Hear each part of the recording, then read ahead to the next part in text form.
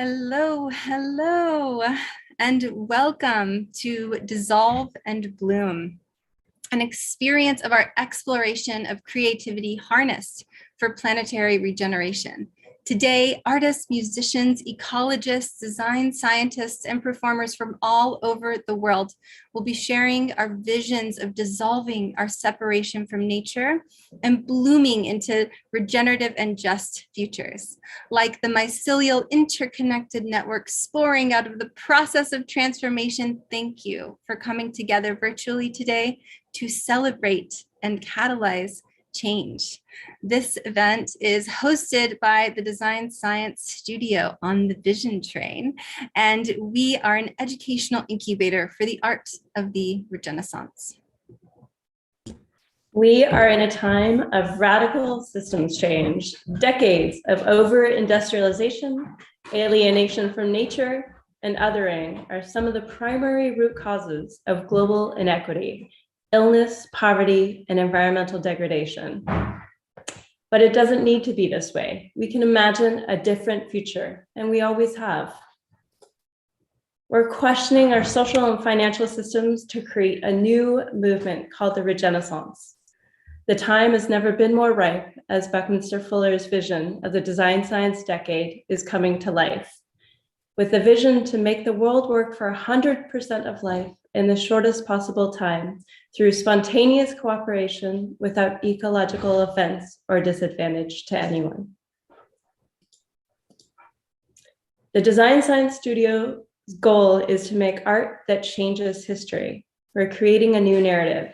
Art and storytelling transform entire societies, from the gay rights movement to Black Lives Matter. Art can create a measurable change through defining our collective story. It's time for art that changes history. And so this is why we created the Design Science Studio.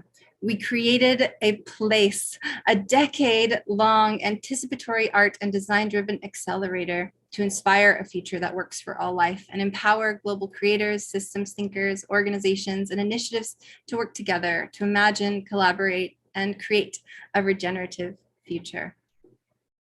And so our goal is to help shift culture. And we aim to be the seeds of a revolution that reimagine life on this planet. And every revolution starts with a story. The beginning of every movement happens when we start to talk about it.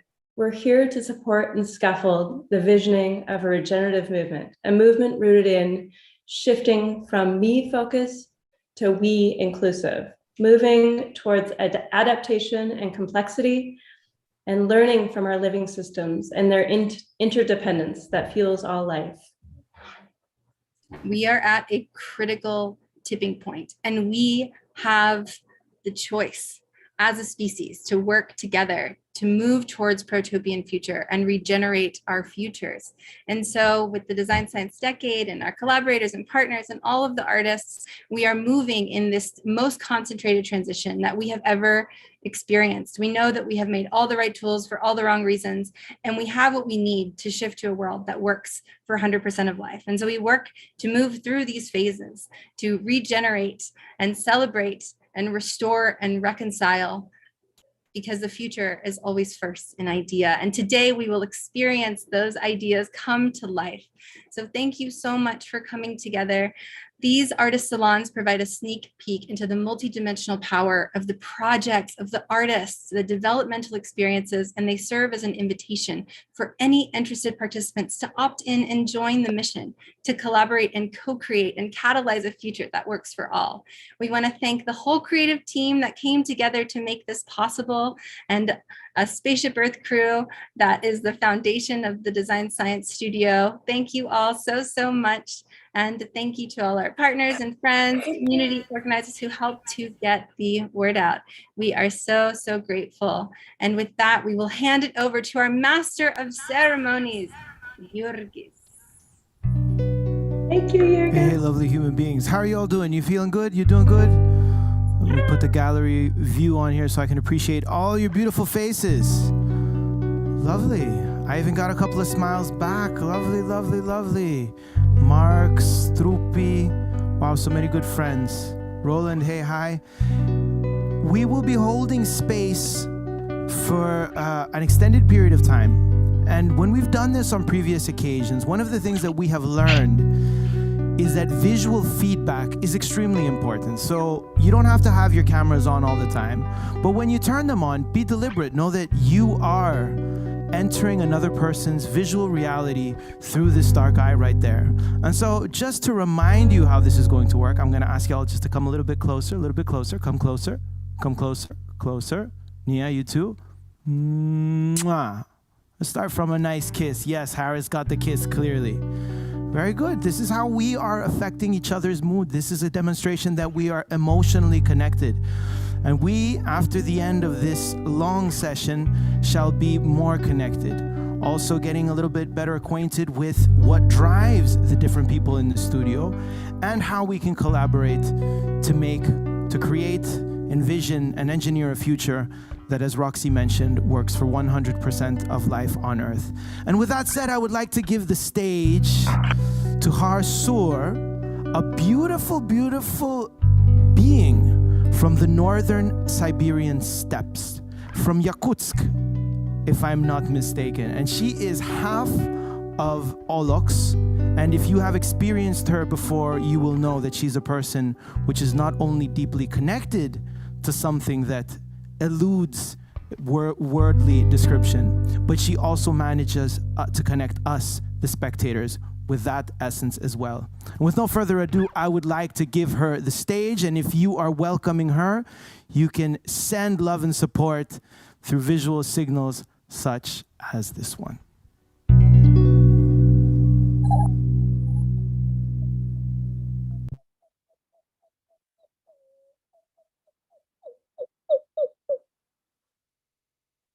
Bu mannamustabut barang-orang kaitari paralarin algısta karısta irasta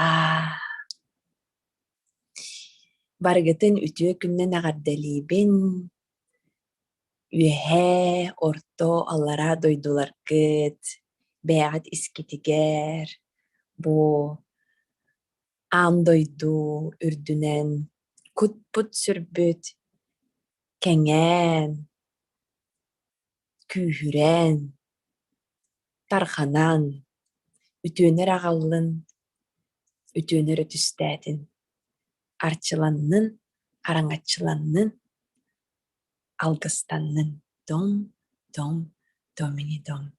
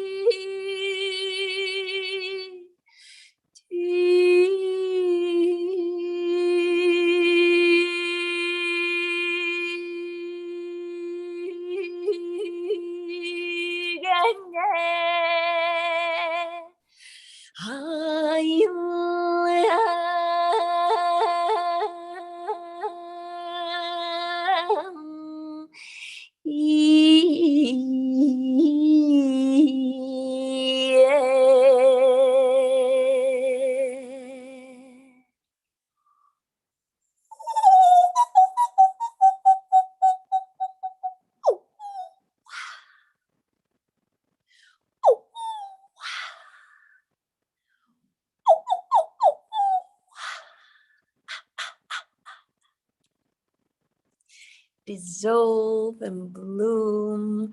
Uruyay khalbolukhtun. Good morning, everyone. Thank you so much for inviting me for this beautiful event. And it's such an honor to present my Saka culture, which is in Yakutia. So Yurgi said Yakutsk. It's a capital. And I was born in a small village with 600 people. It calls Usküele. And it's been wonderful time to come here to United States from my homeland, to leave my little nest and to share music and wisdom of ancestors. So Saka people, they're very survival and very strong because we have very long and dark and cold winters, such as -96. And we believe that if you face your fear, then you can survive, you can transform. So you take yourself out of comfort zone, and then that where the real transformation happens. So I came to United States 4 years ago, and through music, I opened up a lot of doors, and I witnessed so many people's transformation and awakeness. So, and recently, me and my team from New Mexico, we are opening, we're preparing to be a temple of shamanism and science, and we call that Kutsur. Kutsur, Temple of Shamanism and Science. Kutsur, it's a very deep shamanic philosophy coming from my homeland, from Saka culture, which means that everything has soul, everything is alive. So Kutsur, it's like a soul, but it has 3 spirits inside. Mother spirit, Yakut, which is related to ancestry and genes. I feel that we need to reconnect to our roots, to our ancestry, because I believe that everyone, without, not dependent from eye color or color of the skin or where we were born, we're all indigenous to Earth Mother. Spirit of air, Salgankut, it's unseen world. We believe that there are so many things around that our eyes cannot see. And this is magic. So when we believe in magic and we turn on our imagination, that was the only one entertainment for my people when they lived without electricity. They would gather around the fireplace and they would imagine, they would hear storytellings. So that this is very important, Salgankut. And the third one is Borkut, earth spirit, which is everything tangible, everything material. So our body lives in that realm. This is very important to take care of our body and everything physical. And to see that these 3 spirits in wholeness, it's very healthy. Some of them might be weak sometimes. That's why we get sick or we get, some hard time or some challenges. But that means we need to balance 3 spirits in my culture. And Sur, this is very important, the most important energy we believe, it's the ether. Sur, which holds all of these 3 spirits together. And sound actually can travel through any dimensions and through Sur. That's why in my shamanic cultures and in all the shamanic cultures around the world, sound is very important. Singing, art, music is very important, that it can travel to any dimension and bring back our soul grounded to the Borkut and also take it us to the journey. So it's very important to journey through many dimensions and always come back and center in ourselves.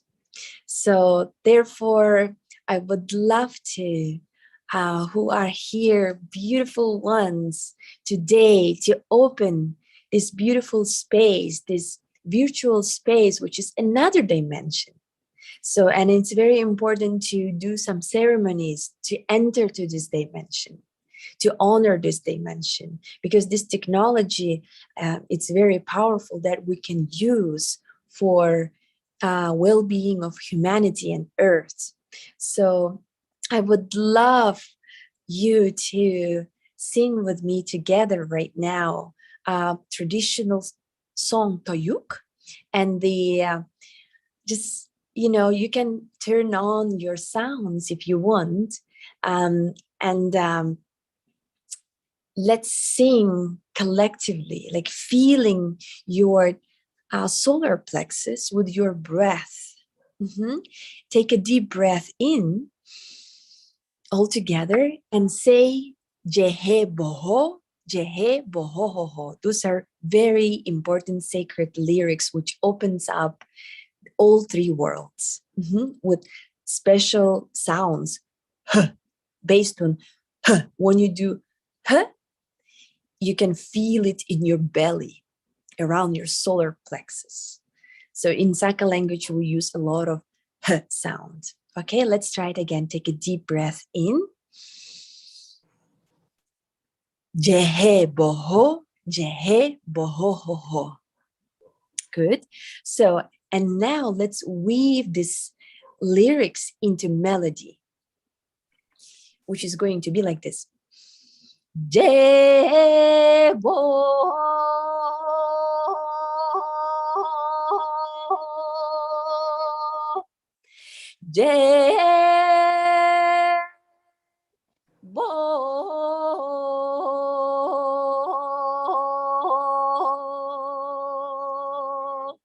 So let's repeat after me all together. Take a deep breath in.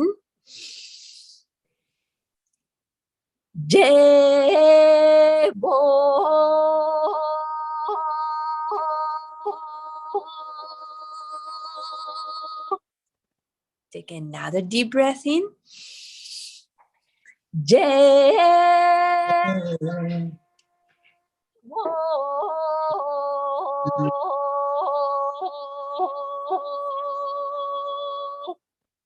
Once more. Now all together. At the same time, take a deep breath in again.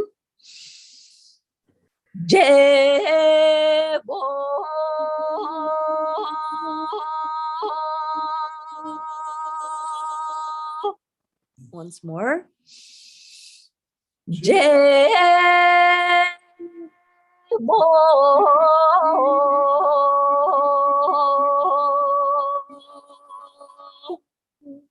Good. Thank you so much. And whenever you would like to feel connected to your ancestry, to unseen world and to material world at the same time, bringing them in wholeness, sing this song. This is gift from my ancestry, and this is opening the world of your improvisation, so you can take it from there and improvise wherever you are, in your home, in the nature. So feel this wholeness of everything, have the wholeness of web of life, unseen web of life, that there everything is interconnected. So thank you so much for hosting me, songs of my ancestors, and please dissolve and bloom and take it in. Machtel. Arsor, thank you very much.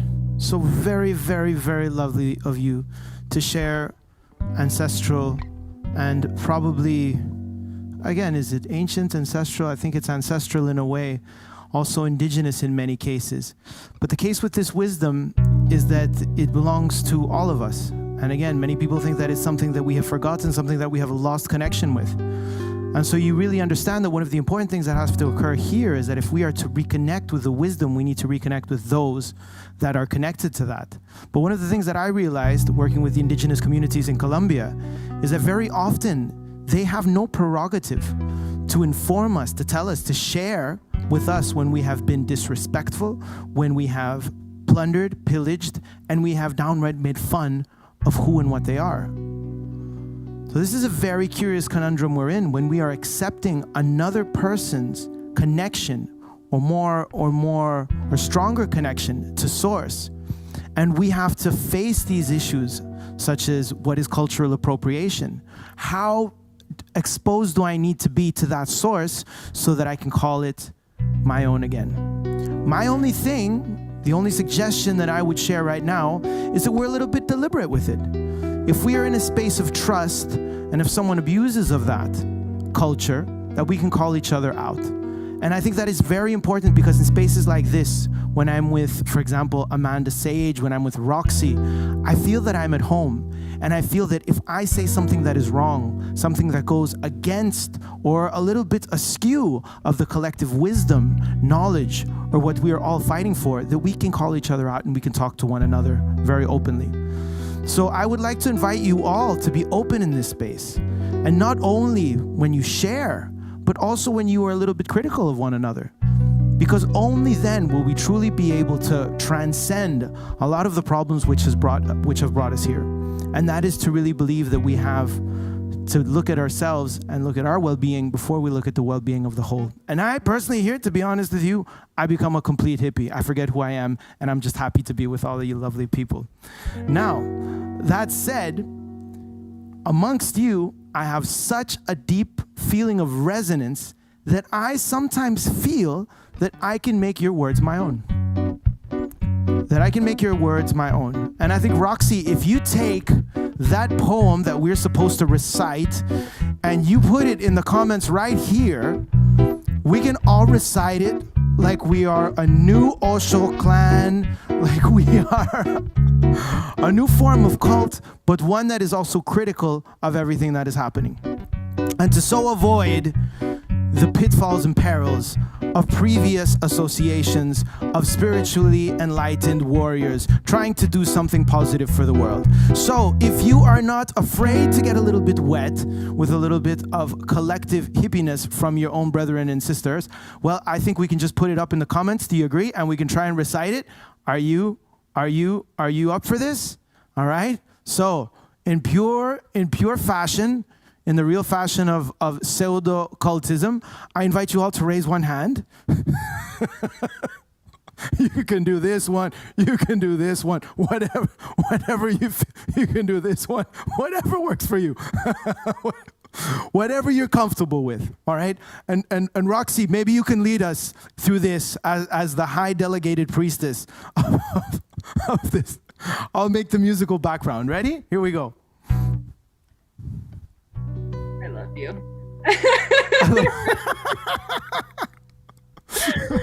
Okay. And this is an introduction, a welcome for us all. As the piece that we are about to experience, which was created by four brilliant beings, Sherry, Benjamin Lai, Turquoise, and Future Primitive. They have invited us as we enter this meditation to invite each other. We invite you to drop fully into the field of this meditation transition, allowing the field to tune you, and in turn allowing you to tune the field of our convergence here today.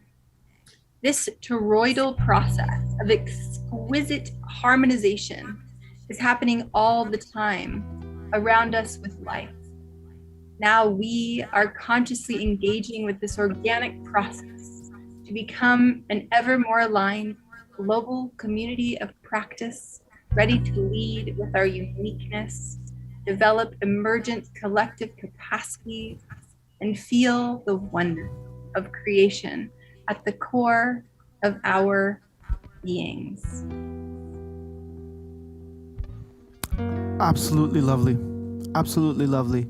And with no further ado, I would like to invite on stage truly exceptional. Are we actually going to have turquoise? We're going to experience this meditation now. We're going to experience the meditation. We're going to talk to them later. Is that right? Yeah, after. Okay, lovely. Okay. Ready? This is so beautiful. Also, just to say, this was created, the Design Science Studio was invited with Gray Area to participate in UN SDG NFT drop that's a part of Doing Good, which is a hilarious name for a platform, but they are, in the scheme of things, doing pretty good. We are in this process of calling each other in as we are thinking critically together. But this is an emergent space, and we had an invitation to create art, and this is the art that this brilliant group of 4 beings created. So let us enjoy. Welcome.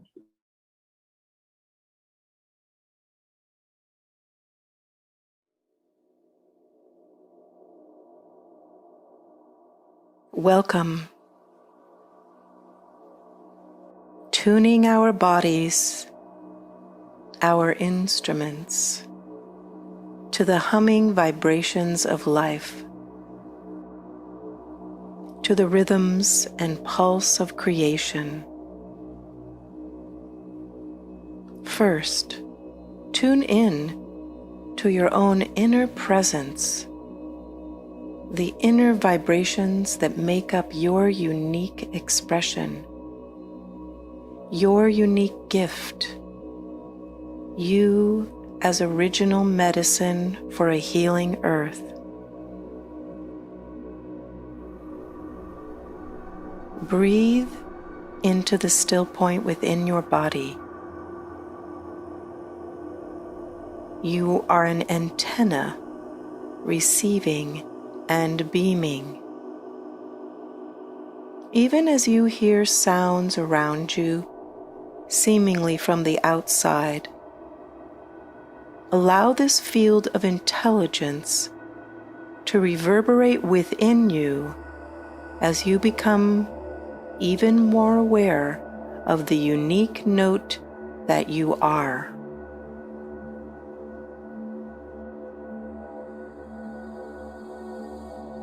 We are in the creation field,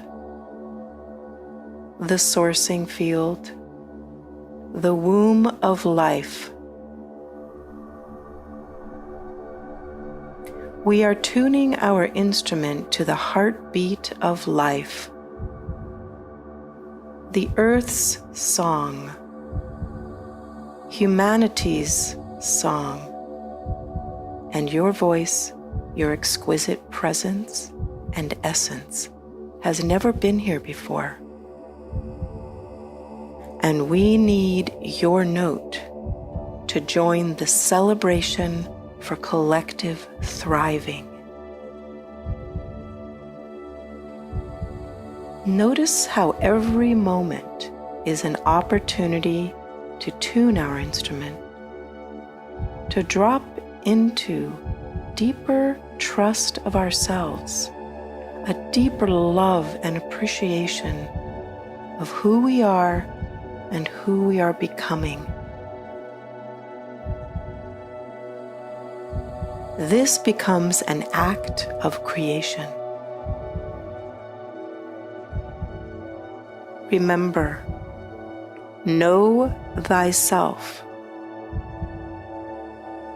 You are an ancient and future human, and know that you belong to this intimacy of life, the one and the many.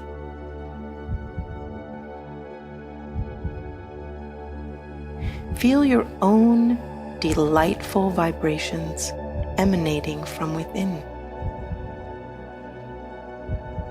As you gather in this gravity of awareness, you begin to open yourself more fully to feel the wholeness, the seamlessness of life, and this allurement of yearning to co-create with others in harmony.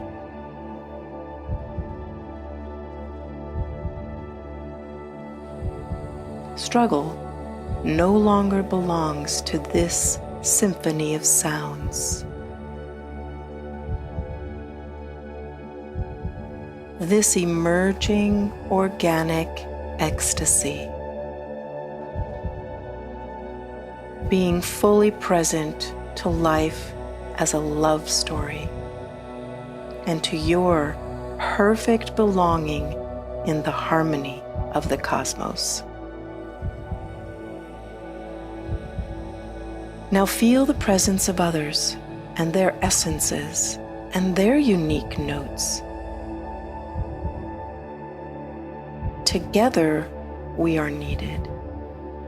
Together, we awaken in beauty and truth and goodness. We are unstoppable as the heartbeat of humanity. Allow this realization to penetrate every cell in your body. Your body at the core of this fractal, connected to everyone who is here with us. This is the essence of a global coordination system where we are co-ordaining each other into our highest expression. Being able to play like a jazz ensemble, like an improv band for solutions and innovations and wise decision-making, all on behalf of the whole.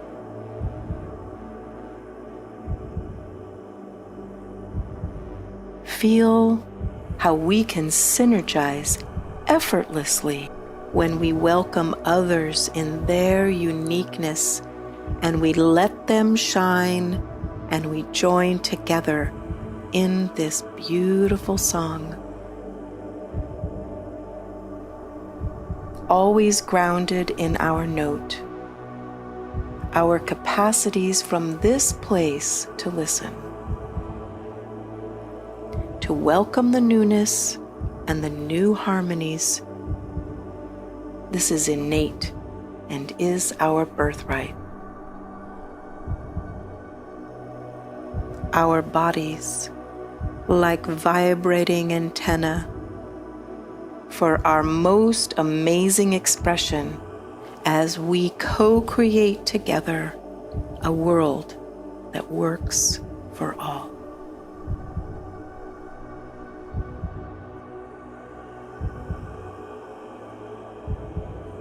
Repeat after me. I am fully present. I am listening to the wholeness around me.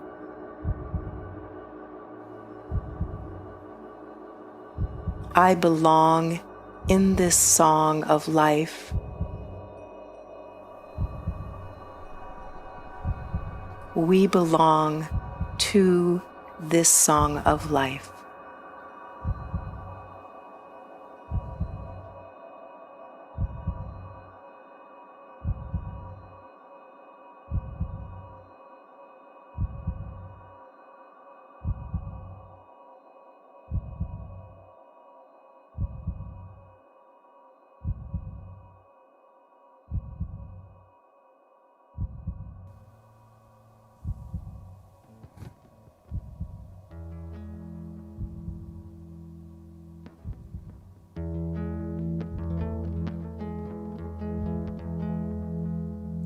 We believe in the song of life.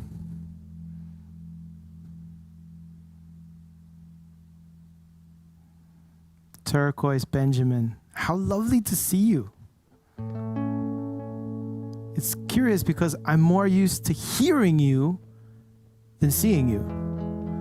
And when Roxy played this for me, it was curious because she says, it sounds like something you would do. And then I realized that we have been feeding each other ideas through the ping pong, the intellectual philosophical ping pong that is Clubhouse, all these visions.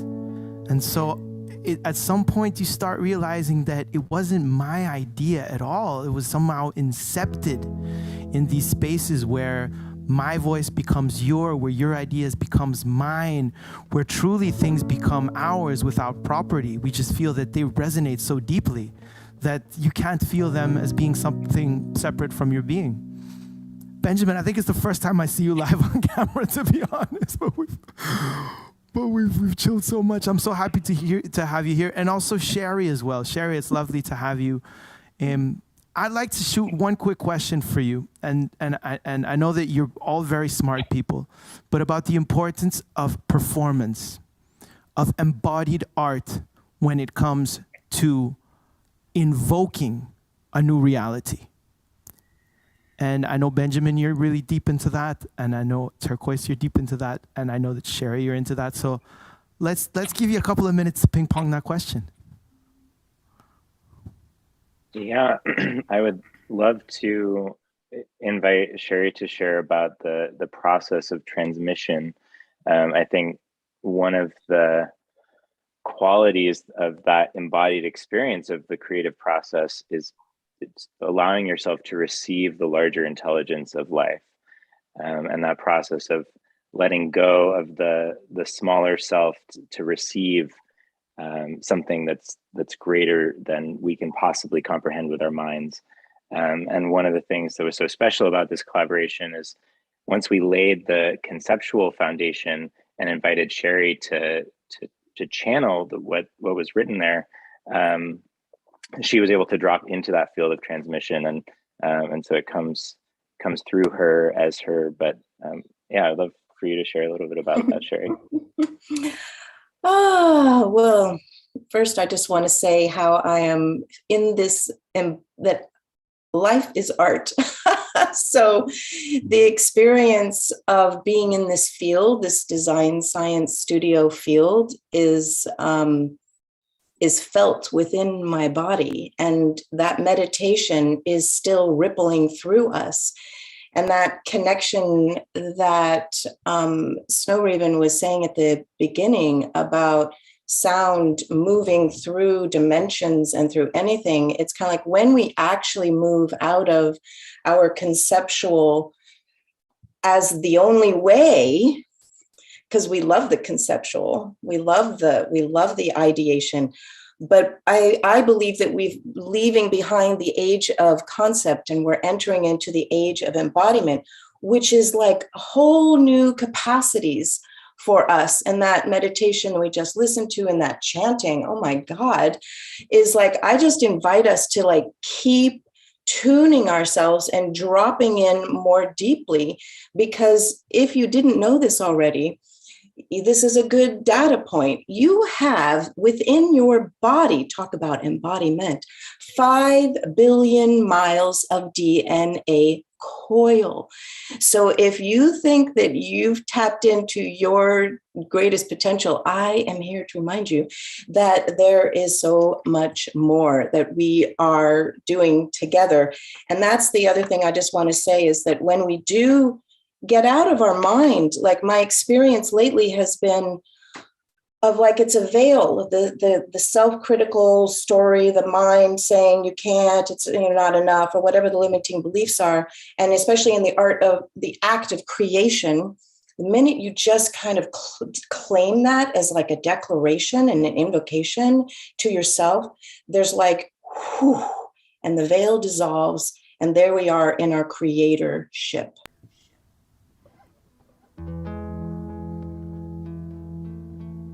So lovely. So lovely. Turquoise, it's lovely to see you as well. And I think we are all discovering, we are all learning, right? We're learning how to do this. This is a new craft. This is a new form of spell casting. This is us reconnecting with the oral tradition that is deep within. Songs that we've known for ages, and we only know when we hear them off the lips of some other human being. And I'm absolutely delighted and really, really happy that now we have a person which I have not had the opportunity to interact too much with, but I'm really dying to, who also understands how this works, and that is Benny Oyama. And he is on stage with us right now. And I don't know if we will also have the fantastic The Empress on with us right now to do a little introduction, or will she come later? I'm gonna share a song. Hi Benjamin, hi Turquoise, hi Sherry. Thank you, Jurgis. I think your meditation resonated with all of us so deeply, and I think we're all here because we know that we're in times of great change, and that change is, of course, internal and external. So I've dropped a song into the chat. I'd like everyone to sing it with me now that our instruments are well tuned, and with the knowledge and the intention that all of our voices are important as part of this celebration of coming together and coming alive.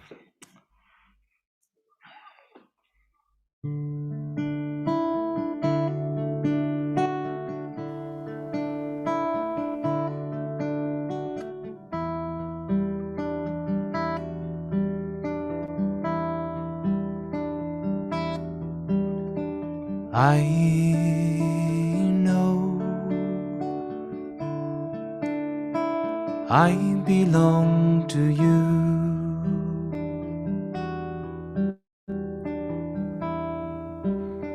You belong to me too. And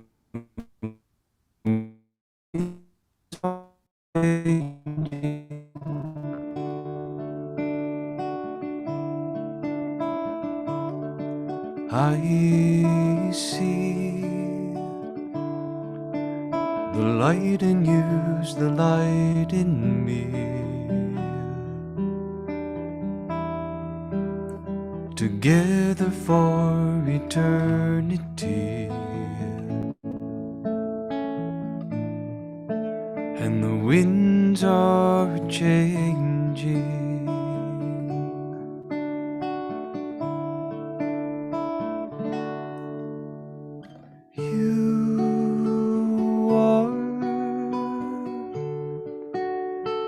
Everything that's true.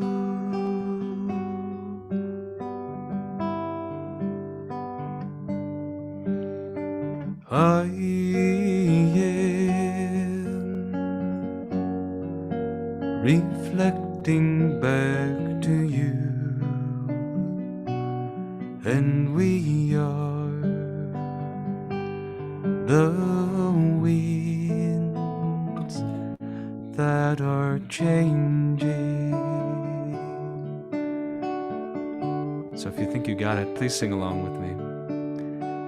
I feel What you feel too. what you feel too. I know that you feel me too. I know that you feel me too. And the winds are changing. I cry. I cry when I need to heal inside. The healing of the world is mine. The healing of the world is mine. And the winds. And the winds are changing. You are. You are everything that's true.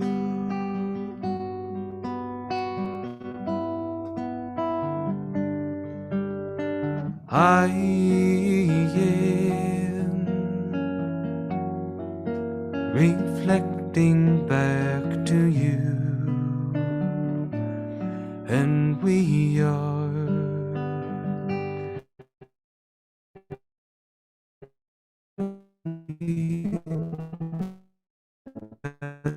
changing. I will try to understand the meaning of the cosmic plan, the meaning of the cosmic plan. And the winds are changing.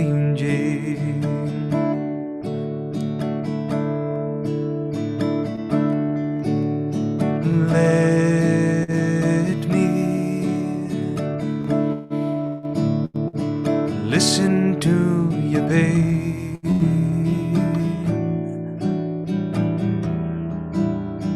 Let it out like summer rain. And the winds are changing.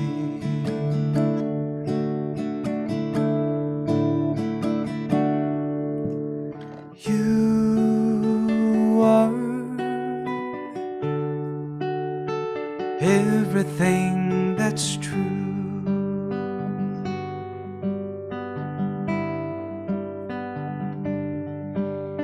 I am reflecting back to you, and we are the winds that are changing. Ooh. And we are the winds that are changing.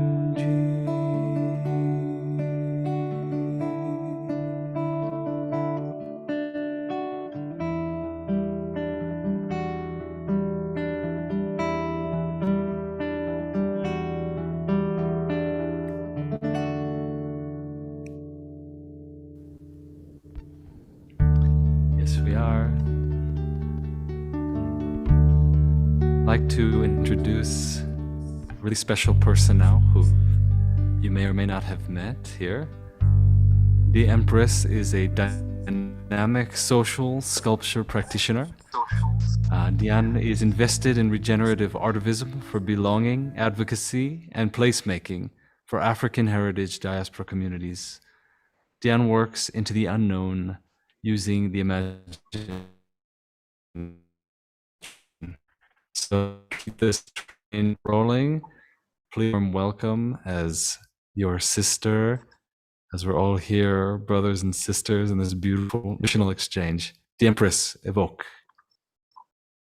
Greetings, greetings all. Hello. Thank you so much. Thank you, Benny, for that beautiful, very, very comforting offering. Thank you. Beloveds, we're gathered here today to connect, to weave, to explore, to engage. I would love to share with you some poetry, autoethnographic explorations deep within. I call this the Poetics of the Urban Indigene. It's from a book I have published called Evoking Belonging. There'll be more about this work as we go, but for now, I would first like to start with an offering evoked by the beautiful snow raven, the ancestral call. I say, for all those in whose footsteps I find my own, this be an offering. For all those who will search for their footprints in my own, this be a devoted calling. For all those who in this moment shape footprints of sovereignty, this be an expression of poetic solidarity. Ashe. The next poem I'll read is The Urban Indigene. The urban indigene, I come. Land sprung I come. Searchlights flash them searching. Heartbeats rapid slash. Romantic reverie. Shore-lined ecstasy. Searchlights flash them. They searching. Simia, I come hot. Poetic. High octane fire blood hot. Earth strong, the urban indigen land sprung I come. Ocean forms draw back, insistent that pull, insistent land sprung I come. Broken mirrors, trade-ins, beaded sweat lines, symphony, the restive clarion call. They place me native, origin, landed. Misty dawn laces midnight griot voices, for accents they sing, being the urban indigen. I come, land sprung, I come, the urban indigen, I come barefoot, thirsty, urban indigen, sing it with me. I come barefoot, testy, the urban indigen.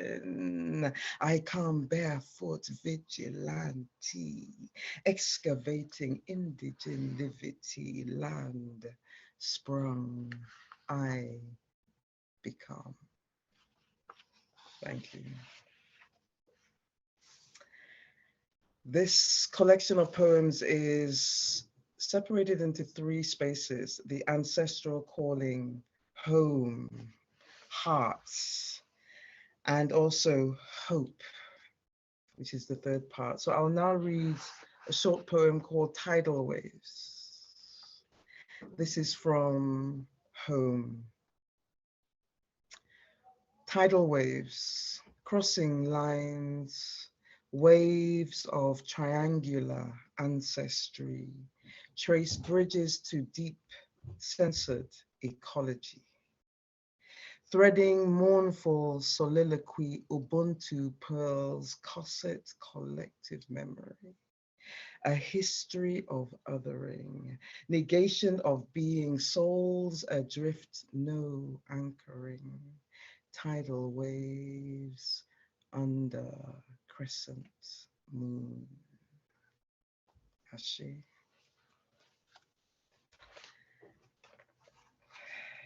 It's a bit strange here because I can't see anyone. But I can feel you. I can feel you. So this one, still in the same space of home, is like songs souls sing. I offer this as a heart salve for what can be really deep, ancestral, intergenerational trauma. That 5 billion miles of DNA encoding is what I'm unraveling through this autoethnobiographic poetic exploration. This be my offering as a heart salve. Like songs souls sing, you say, my being envelops you like ancient arias swirling, heady rhythms ascending, oceanic, raptured imbibing. Heartful be my livity offering, like songs souls sing. Like songs souls sing, whispers carried, scenting warm, lilting winds. Like songs souls sing, those imbibing dreams, conjuring beings. Like songs souls sing. Our giving, our receiving, honey-laced cicatrice. Sensory imagining, tracing delicate patina over oceans onto skin. You say my being envelops you. Heart anchoring be my offering. Like songs, souls sing. Like songs, souls sing. Like songs, souls sing. Ashe. Thank you. Thank you. Like songs, souls sing. Like songs, souls sing. Like songs, souls sing. Like song. You know, I have a lovely voice, but I know there's much lovelier voices in this group. If someone else wants to pick it up and co-create for the next 30 seconds, the floor is open. Like songs, souls sing. Like who's songs, picking it up? souls sing. Like songs, souls sing, souls We are sing. singing songs. Songs, souls sing. Songs, souls sing. Let the soul sing.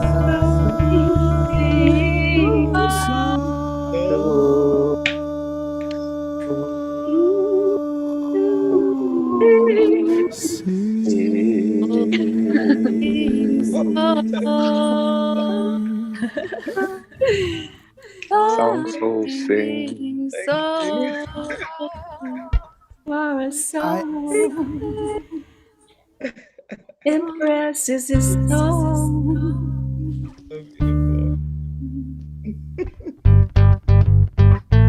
Beautiful. It's so amazing. You people are definitely of a very, as we would say in Colombia, you're cut of a different cloth. It's so beautiful, you know, like somebody starts singing and everybody comes into like this resonant frenzy, like, I want to sing to rah. And the voices are actually beautiful and people are actually listening. Isn't that wonderful? I know that there are many musical people in this space who know how difficult it is to deal with people who have not, who just don't appreciate, who don't hear, who don't listen between the lines, who don't appreciate the silence between notes. And I think that's some of the most important things that differentiate us, just between us here, the secret cult sect that we are building from the rest of the world. And I have made some very dear friends in this space, and one of them is Harris, with which we are yet to make musical collaborations. And when I read her description, her blurb, I said, is that really Harris?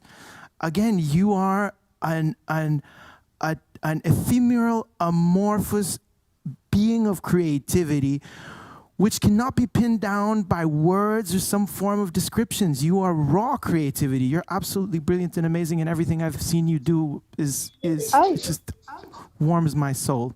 But that was just me expressing love, because the person who's going to introduce you is actually Diane. I just couldn't help myself. I'm sorry. We all have so much love to express. Thank you all. Thank you so much. Thank you for the comments. Thank you, Yurgis. And it is my pleasure, my joy to introduce Harris Adele, a multi-dimensional storyteller. And listen to this, creative coherence consultant. We all love that. She works at the intersections of immersive art, social and environmental justice, and experiential design. Welcome, Harris. Ooh, wow, thank you. Hi, everyone. My name is Harris Adele Petrones, and a long time ago, a very old plant told me that I was a multidimensional storyteller. I'm sure you're wondering what that even means, and trust me, I get it. Plants love a good riddle, and sometimes it takes years to understand what they mean. At least it has for me. It turns out this job title was one of those plant riddles and has become way more than a job title. It has become a quest that I'm still on today, that has shaped the way I think, the way I work, the way I imagine and dream and live. It's a quest that has led me to all kinds of wild and wonderful places and characters. A quest that led me, in fact, to the Design Science Studio and onto the screen today to share with you all. Thank you so much for being here to listen to this multidimensional story. a long time ago, but not quite as long ago as when the plant gave me the job title, an even older plant told me about a place. And when you guessed it, it turns out the place wasn't exactly a place. I told you, plants love a good riddle. The even older plant told me that this place was neither here nor there, that it was betwixt and between, that it was under our feet, but also in our bodies, and also all around and within us. The plant told me that this place is called the Garden of Infinity, and that in this place there live 13 characters who aren't exactly characters. The plant said that these characters have names but aren't people.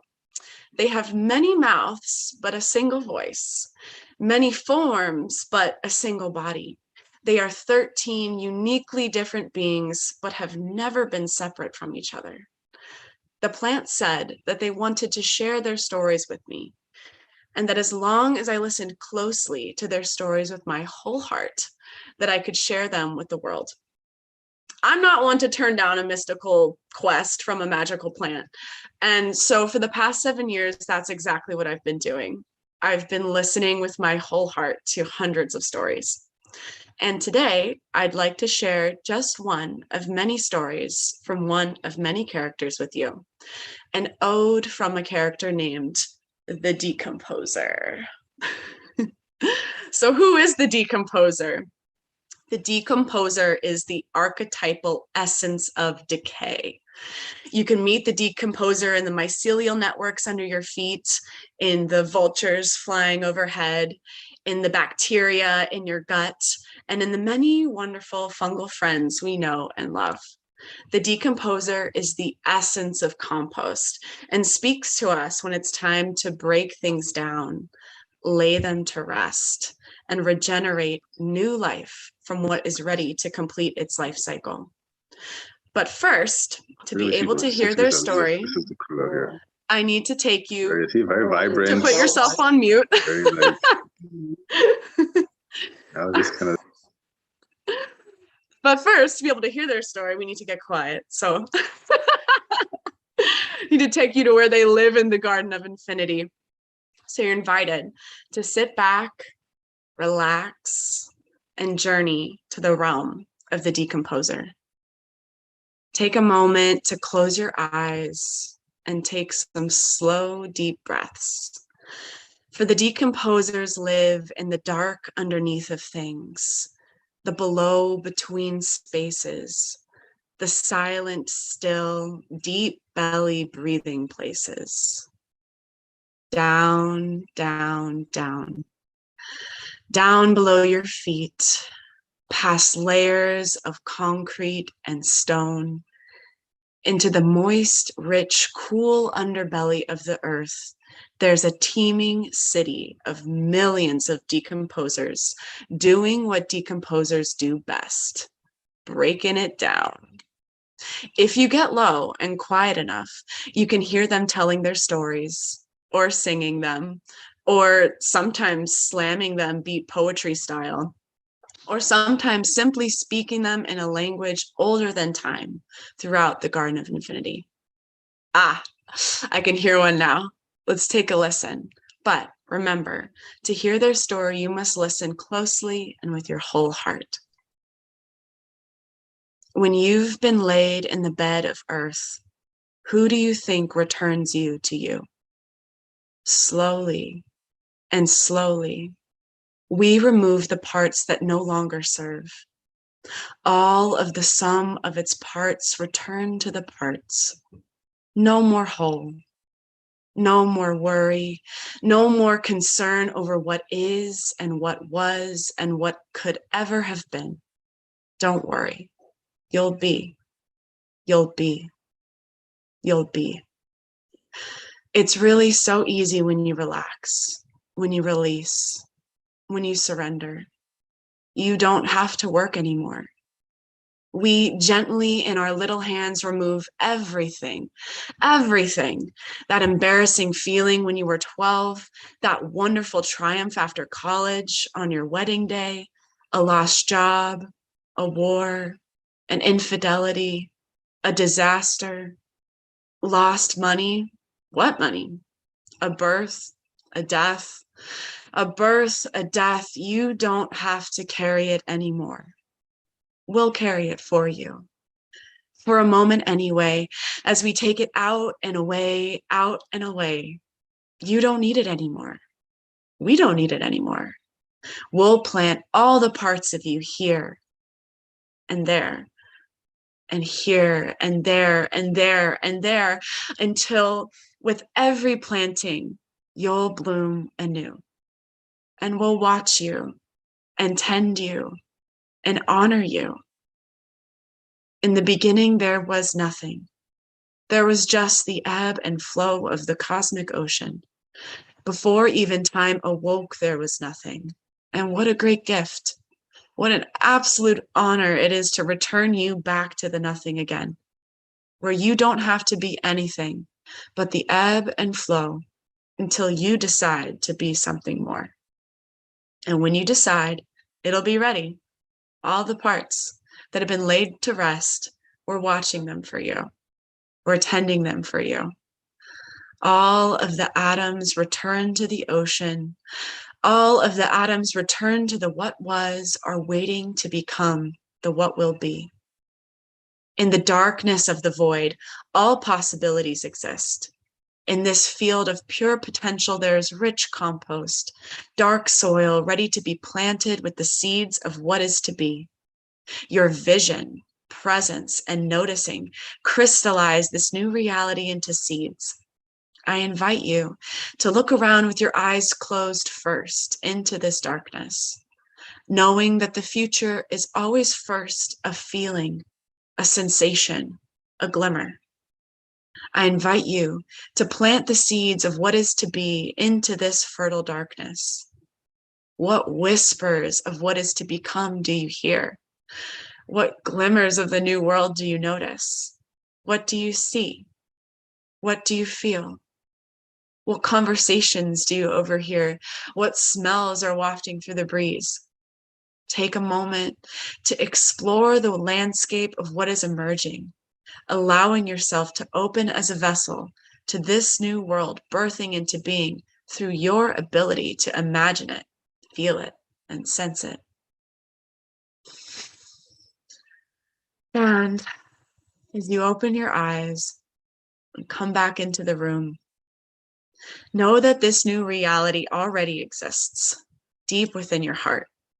And that as you listen and move and create and dance and connect here today and beyond, know that you are a living seed, a guardian of our regenerative future blooming into being. And so I leave you all with a quest. Fertilize these seeds by sharing your vision with another guardian of our regenerative future here today. Nurture these tender sprouts with your art, your conversations, your creative practice. Tend this soil by continuing to dream, create, and imagine. Together, we can end the war on imagination, one creative act at a time. Thank you all for your listening ears. You can follow your curiosity and learn more about the Garden of Infinity by following me on Instagram. I'll drop it in the chat. Dissolve and bloom.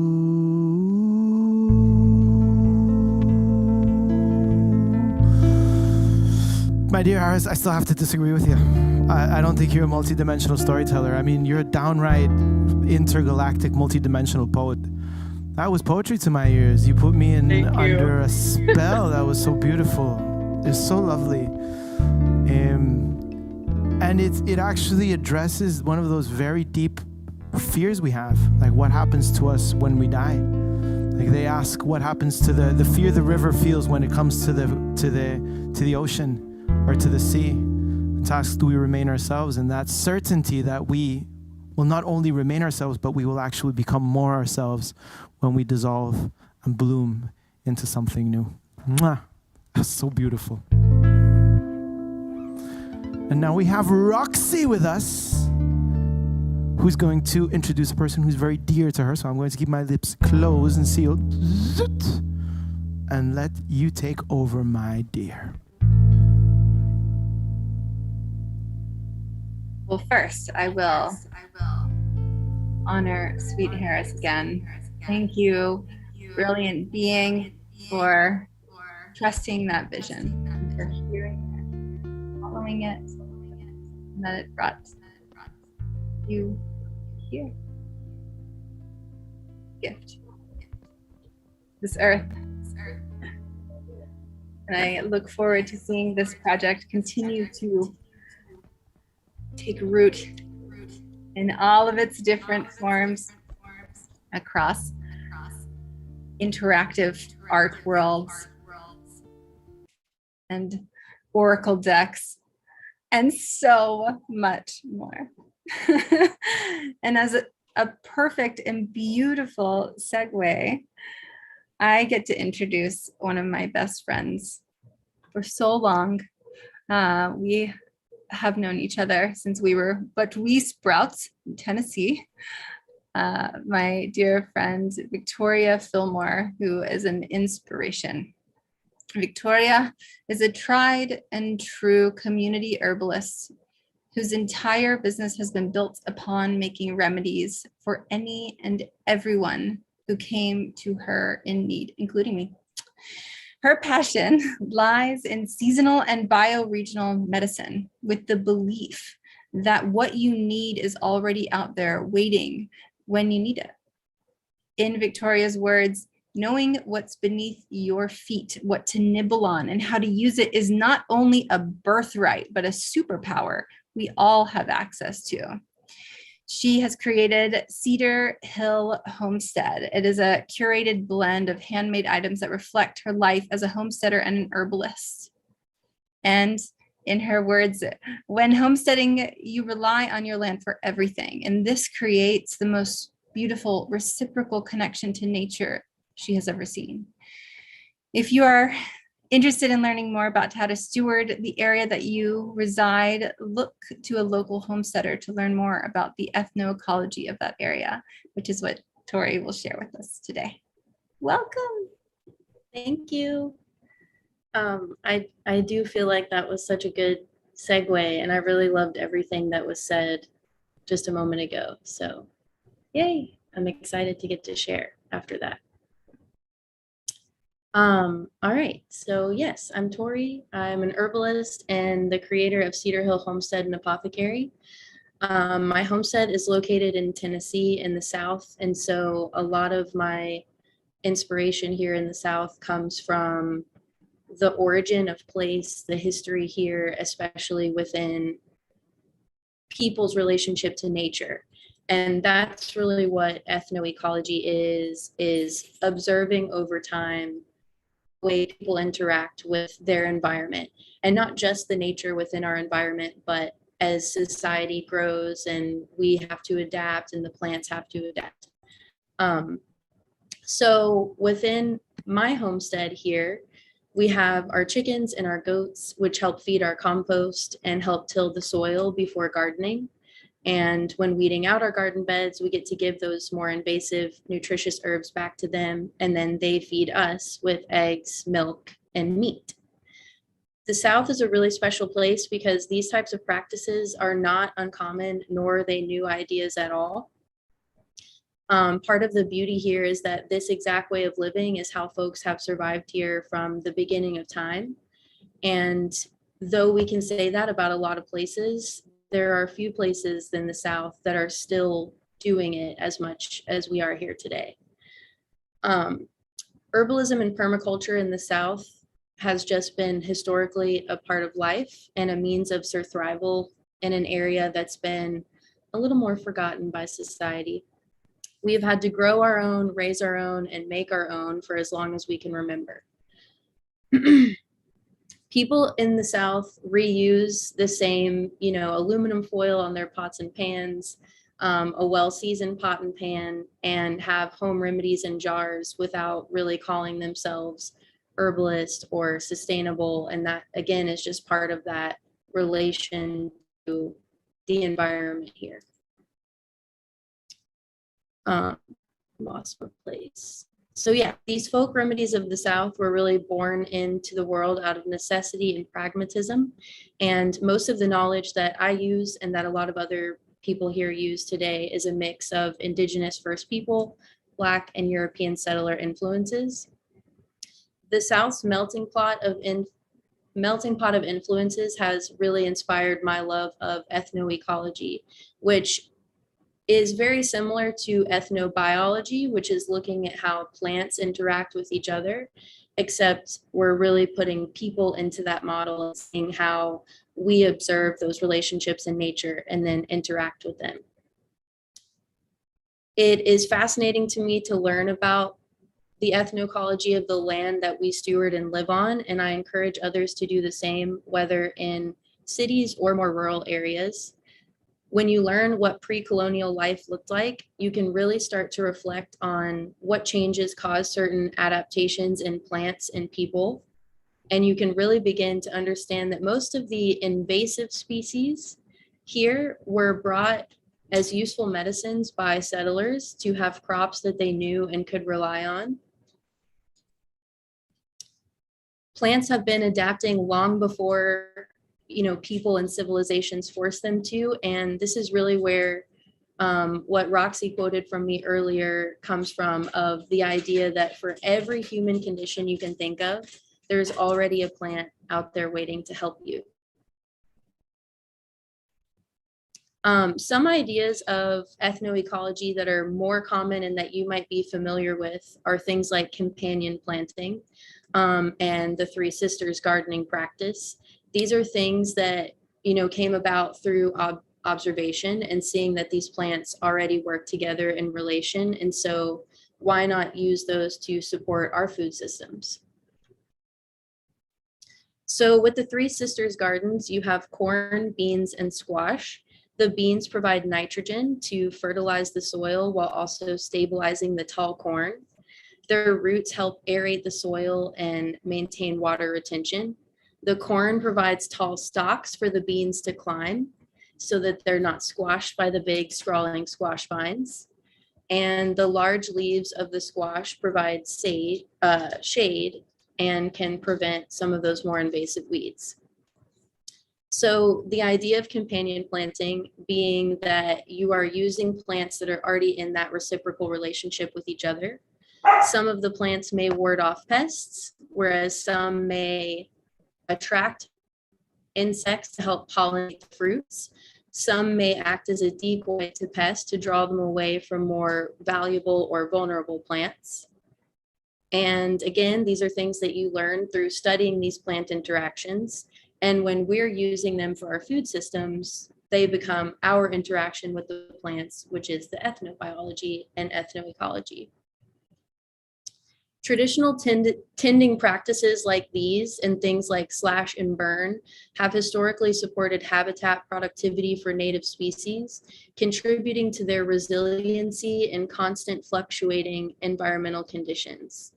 This is one way that ethnoecology provides a sort of template for the current day cultural and ecological regeneration. Some questions that we should be asking ourselves are, do the current practices maintain human health, ecosystem persistence, and economic viability for generations to come? Humans have harvested and managed significant resources for thousands of years, despite high human population and fluctuating environmental conditions. This is sometimes something that I have to bring myself back into remembering when I start to feel really nervous about some of the aspects of where we are today. We have to remember that there have been major adaptations that us and our environment have had to make forever. But it can help to ask some of those questions to check in with what systems we're using that are working and which ones aren't. Understanding long-term cultural and ecological resiliency has a relevance to modern day land use policies and can help inform development of an indigenous land management model that promotes both cultural and ecosystem resiliency in ecological restoration. So in a whole, what I'm gathering is that these are the things that really inspire my stewardship to the land and my practices. And I think it's something that we could all use as a concept, again, both in cities or in more rural areas, to really study the history of that place, the way people have been interacting with the land, things that worked that have sort of become outlawed that we could go back to, like the slash and burn methods, and just really trying to get back to some of those more traditional practices that have shown the test of time. An integral body of practical and spiritual knowledge that has evolved through the successful adaptation of an intelligent people to their particular ecosystem. I thought that was a really nice way to define that word. There is a professor that I really love that teaches about ethnoecology. I cannot remember her name right now, but hopefully it'll come back to me. And another quote that she said that I really enjoyed was, "Kincentric ecology is the manner in which indigenous people view themselves as a part of an extended ecological family that shares ancestry." And that right there, to me, is what it's all about. Viewing ourselves as an extension and as a part of the ancestors that surround us that have been here doing it long before we have been. I would love to talk about this with anybody if anyone has any questions about any of the things that I just said and sort of how to implement them. Ooh, yes, I will share that quote. And I know her name is Professor Stevens, but it's kind of a common name, so I'm trying to think of her first name.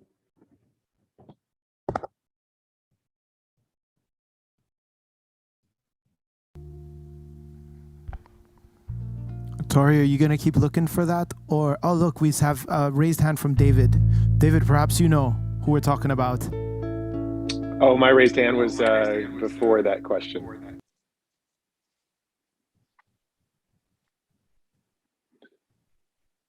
Pardon me, my hearing isn't tuned in yet. I wanted to mention to Tori that my honey Rosie and I are interested in having a garden be the part of the center of our life, and a place where we could begin to really have real evidence of, wow, is the environment flourishing? And so yeah, I would love to see in that space if you can provide us with any where to tune in, or if you can give us some more guidance there. We haven't begun yet, and I think it's going to be, well, it's in another country, in Portugal. Nice. Yeah, my favorite advice to give people who are wanting to start farming or gardening on any level is, once you have picked your area, or maybe even before that, because this could really help you to pick that area, spend a lot of time on that piece of land observing what's already happening there. For example, the piece of land that we're on now, and what sort of helped us decide where our plot was going to be. We luckily have a creek on our property, which is such a blessing. So we're able to, as well as collect rainwater, pull some of the water from the creek when we're out of rainwater, which is really nice because it's pretty far from our house. And it's also on a piece of land that's a little higher elevation, because there's a lower part of that land that gets really bogged down and soggy every time it rains. And there little things like that you just would miss if you just moved onto a piece of land and you just, started tilling and just chose a plot based on what it looked like and the convenience for you. And then you might find those things out the hard way. So I just think it's really nice to spend time on that land, building relationship and observing the relationships that are already happening. Another example being the plot that we chose. There's a lot of really beautiful wildflowers that are already there. So there's a lot of pollinators that are already there. There's a lot of birds that are harvesting the seeds that are dropping from all the more invasive plants that are there. And we're able to use all of those things to our advantage. So I just think that's the best thing you can do, is to really just spend a lot of time out there every day, listening to the birds and observing the insects and where the water rests and which direction the wind blows. I mean, all of those things are so important to where you choose to grow your food. Thank you. Wow, that lands so deeply. I'm a builder. I've been actually focused now primarily on building infrastructure that is, really smart, really tuned in, and allows us the space in our lives to spend time on the land and spend time being the environment, being the community. So this really lines up with like how I build as well. When we begin the process to build anything, it starts with listening and really listening for the space of like, what does the land say? What do the plants say? What does the local community? What are the other generations of beings that are gardening here and have been have to say about this? Thank you. Yes, absolutely. Yeah, that reminds me of the first time that I visited Iceland. I was on a tour with a friend, and they were pointing out that in between houses there would be these massive boulders or just these really weird looking misplaced areas of land. And the reason was that if you move or destroy those boulders or those little pieces of land to build, you're upsetting the fairies and the elves and the people of that land. And so they actually built their entire road system around that theory. And they believe in fairies and elves, and I sort of view them more as just the representation of all the sentient beings on a piece of land.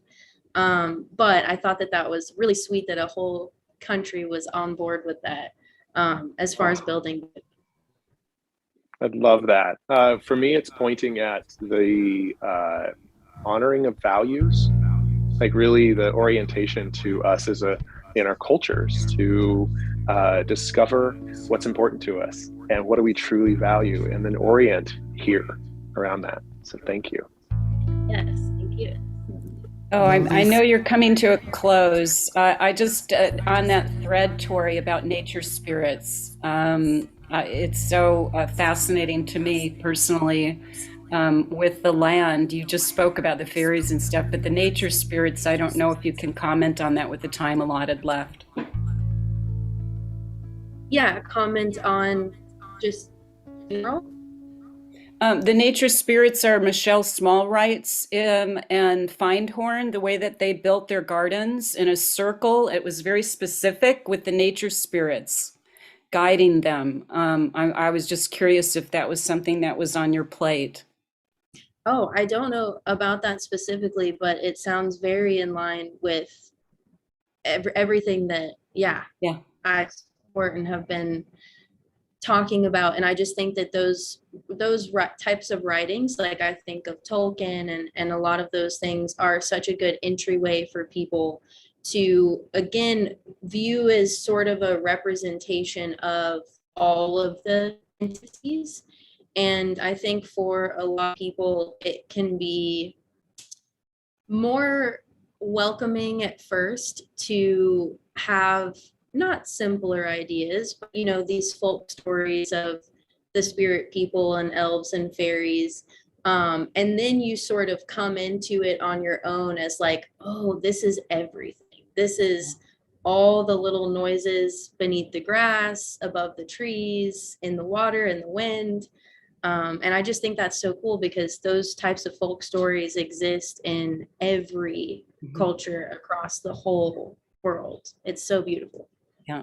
Thank you for your work. It's really great work. Yes, thank you. I'm so sorry to have to interrupt. I mean, obviously this is something that everybody's interested in, and clearly it's something that people want to talk more about, is the spirits. How the certain animas come to life when we listen to them. I remember the indigenous people in Colombia telling me that the water spirits did not like you to close the taps.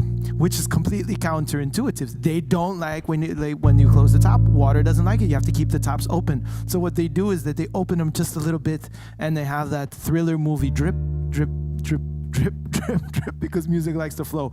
Very counterintuitive, and I know that you in this space will all enjoy Tori's company a little bit more. But because the train has to be on a schedule, and Roxy will give me hell if I don't keep it on schedule, and then Amanda will get angry at me, we have to keep this going. We can though invite people into a breakout room with Tori if they want to continue to chat. So if you would like to chat with Tori, let us know in the chat, and we will scoot you into breakout room number 5. That will be a very popular room. Yeah, I'm trying to look at these questions now, so I'll try to answer them over there. Excellent. And so we also would like to have Faith on stage right now to introduce our next guest. Beautiful. I just wanted to say thank you so much, Tori. I love bringing in the ancestors as part of who we are, in essence of everything we do. A lot of what you said resonated with me. I'm really looking forward to looking more into it. Next, would love to visit your farm too. And next up, we have a beautiful folk mystical who also speaks about the trees. Her name is Neha Misra. I would love for you to join me on stage, Neha. Neha, are you in the audience? I'm here. Hi, Faith. Thank you so much. And beautiful. Let me share a little bit about you, and then I would love for you to share more. So Neha is a contemporary visual folk artist. She's a poet, an award-winning global climate advocate, and her Earth Stewardship-centered multidisciplinary creative studio fosters planetary healing through the power of diverse art forms. And if you haven't heard her poetry yet, it's such an incredible treat. So excited to hear from you. Thank you. thank you so much, Faith. And hi, everybody. Welcome again on these continued journeys on our visionary train. Can we just together take a beautiful, heartful, soulful, deep breath as we continue? And join me, okay? Just take a really deep breath. If your breath wants to make sound, let it make sound. So great. So I'm really excited. I am going to share with you today the world, the earth, the intergalactic premiere of my poem, Sacred Tree Chants for Earth Renewal, which actually builds on this whole beautiful community garden that we have been planting and, speaking about today. So I'm really, really happy to be here.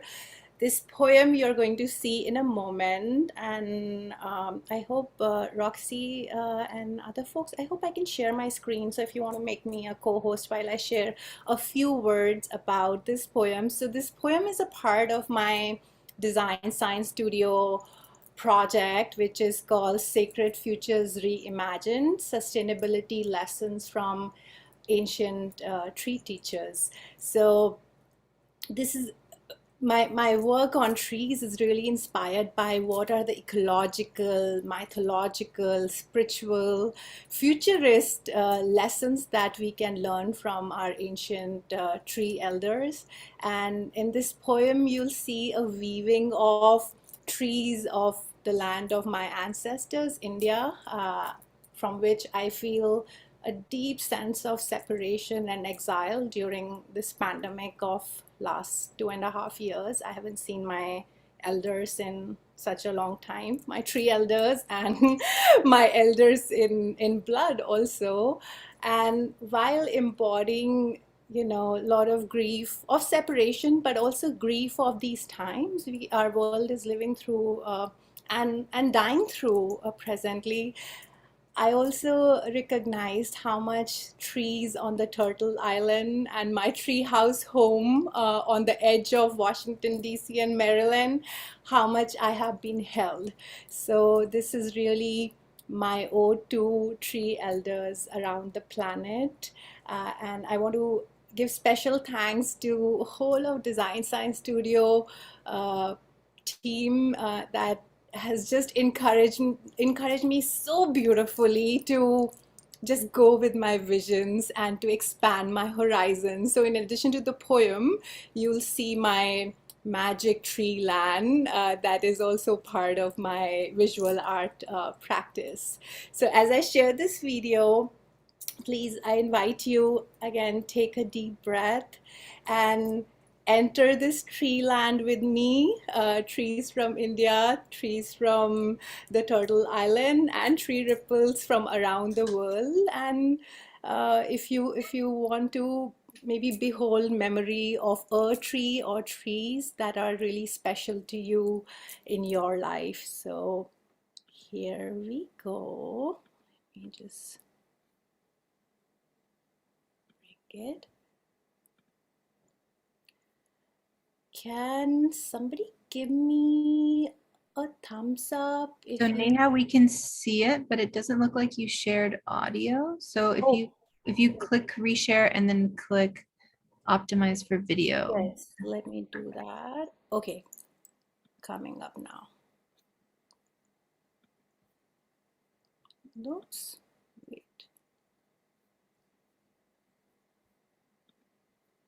Oh, 1 second. I was going to say, tech goddesses, please be with me. And we are almost there. 1 second. Let me maximize my screen.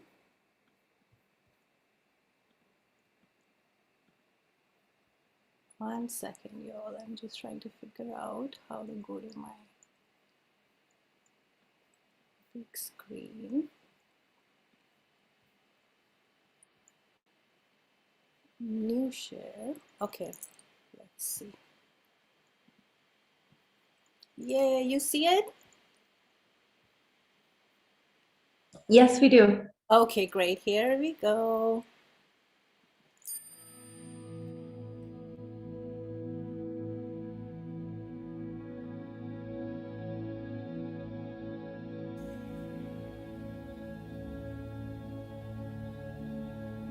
May we learn from banyan trees the creativity of growing aerial roots.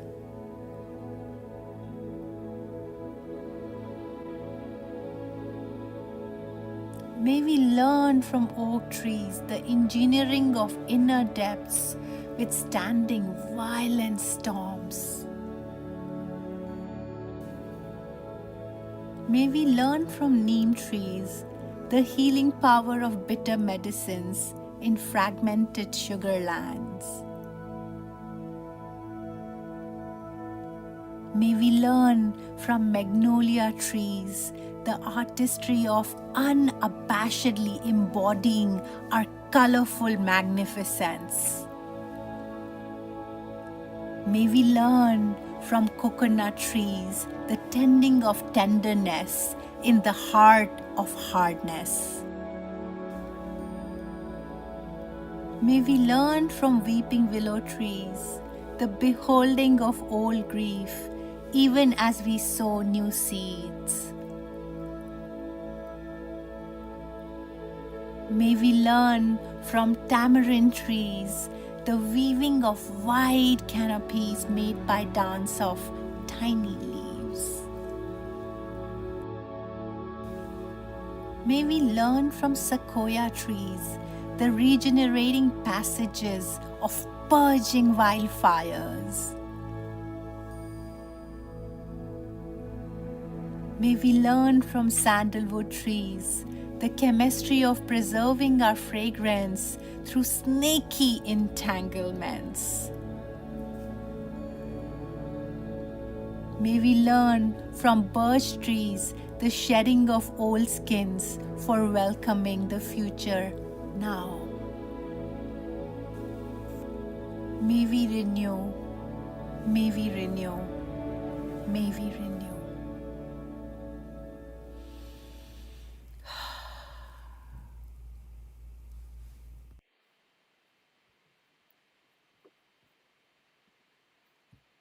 Great. So thank you so much, everyone, for receiving that. And here I am. Thank you for receiving, and thank you, tech goddesses, for your support. And here's to continued rides on our train. Thank you all for your presence, and thank you for your weavings. And whether you're new or old to Design Science Studio, connect with us. Our planet really needs all of us. So thank you so much. Neha, my love, you clearly have a good relationship with those goddesses. I think to call them in and show gratitude is necessary, because I know how much stress we have had on previous occasions. So if you have a way of honoring them, showing them the reverence needed, I don't know, perhaps you have a way or a form, perhaps you have a suggestion how we could appease them so that we know that this whole interaction of ours continues in a very smooth and orderly manner. What would your suggestion be? My suggestion would be to know that it is all good and to take deep breaths. It's all good. We have order through chaos, chaos through order. Inhale. And exhale benevolence and gratitude onto them, right? Absolutely. Yes. Oh, Neha. I also suggest tree yoga. You can also make tree poses in your house and invoke tree tech goddesses. It's the worldwide network. Yes. Which one? 3 poses. I mean, everybody, so that the goddesses of tech will. Very good. Excellent. Lovely. Neha, thank you very much. It's always beautiful to see you and to And feel Neha, and experience you. Can you explain to our friends what you're doing a little later as well? Yes, absolutely. Yeah, I'll be sharing a bit more about tree magic, art magic, our web of life. So I'll drop in the details of another room. Please come as it speaks to you. Thank you. Thank you, Neha. You are such an inspirational sister, and I am so touched by the way that you constantly weave and amplify and remix and just bring so much color and light to everything that you do. You have a special little interjection of art to showcase right now together, and I wanted to do it together. I want to keep you here and have Jurgis maybe strum a little bit, because this is a fellow revolutionary who submitted a little bit of art for us to showcase, who's also from India, Jeet Gupta, who is a tie-dye shibori artisan and textile fashion designer who's pursuing his passion in the field for hand dyeing and using sustainable practices and materials, minimizing waste and creating new and redesigning and upcycling everything that can possibly be reused. So be together and hold a little space for our friends.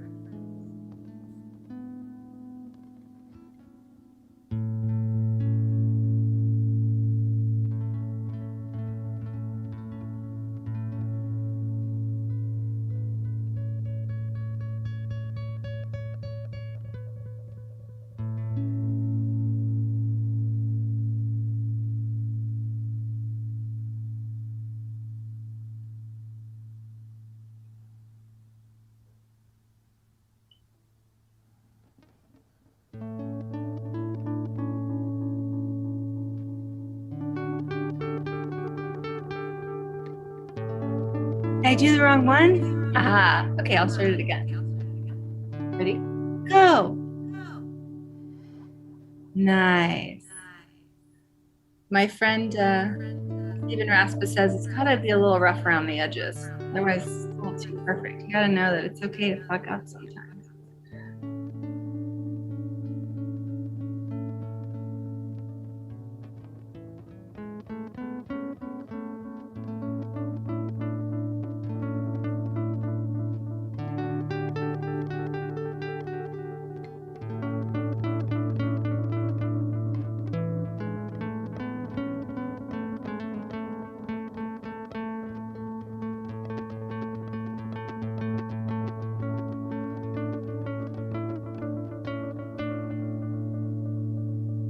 all tie-dye. Right? Yay! Should we do it again? Oh, wait a minute. Thanks for letting me know it was on the wrong screen. Thanks for holding this beautiful space for our brother T. T. He has so many fans here. So many friends, so much family. Because we're here on the Vision Train, and the Vision Train brought Jeet to the Design Science Studio. Jeet is here.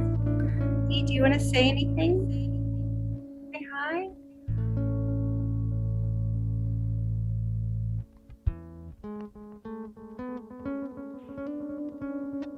Hey everyone, thank you so much. I can't be grateful enough to the Vision Train, to Amanda Sage, to Design Science Studio for having me here and giving me this platform. And yeah, so for me, what takes me is to express artistically as for every creative person, and also to bring alive the craft culture within our communities and how we can empower each other, the creators and the experiencers. Together we create the world. Thank you so much. Thank you, Jeet. I know it's very late where you are. Thanks for staying up with us. What time is it there? It's around 1:20. 1:20?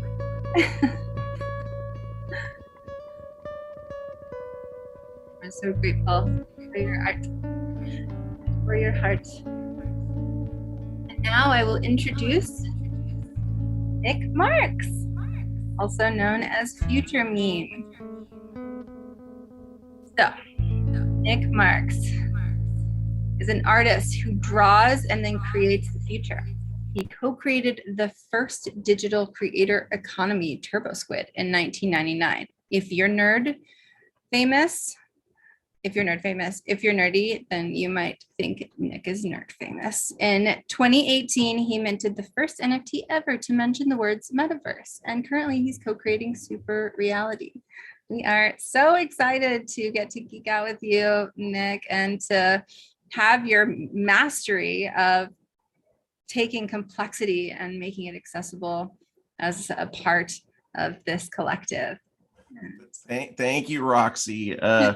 So yeah, thank you guys. I pre-recorded a video of all this. I probably would have gone with a different vibe if I would have known Jurgis was doing guitar. I know Jurgis from Clubhouse. He's pretty awesome, but you know, I had never been to an event like this, but it's awesome to learn just about the Three Sisters strategy. Like, that's cool, you know. There and you guys are also so beautiful. So I'm gonna hit play on this thing, and yeah, I just wanted and you guys, there's a video available. Post in the chat. So thank you guys. Hey Nick, did you click the share? Oh, have I not shared? Video? Oh, yeah, I am.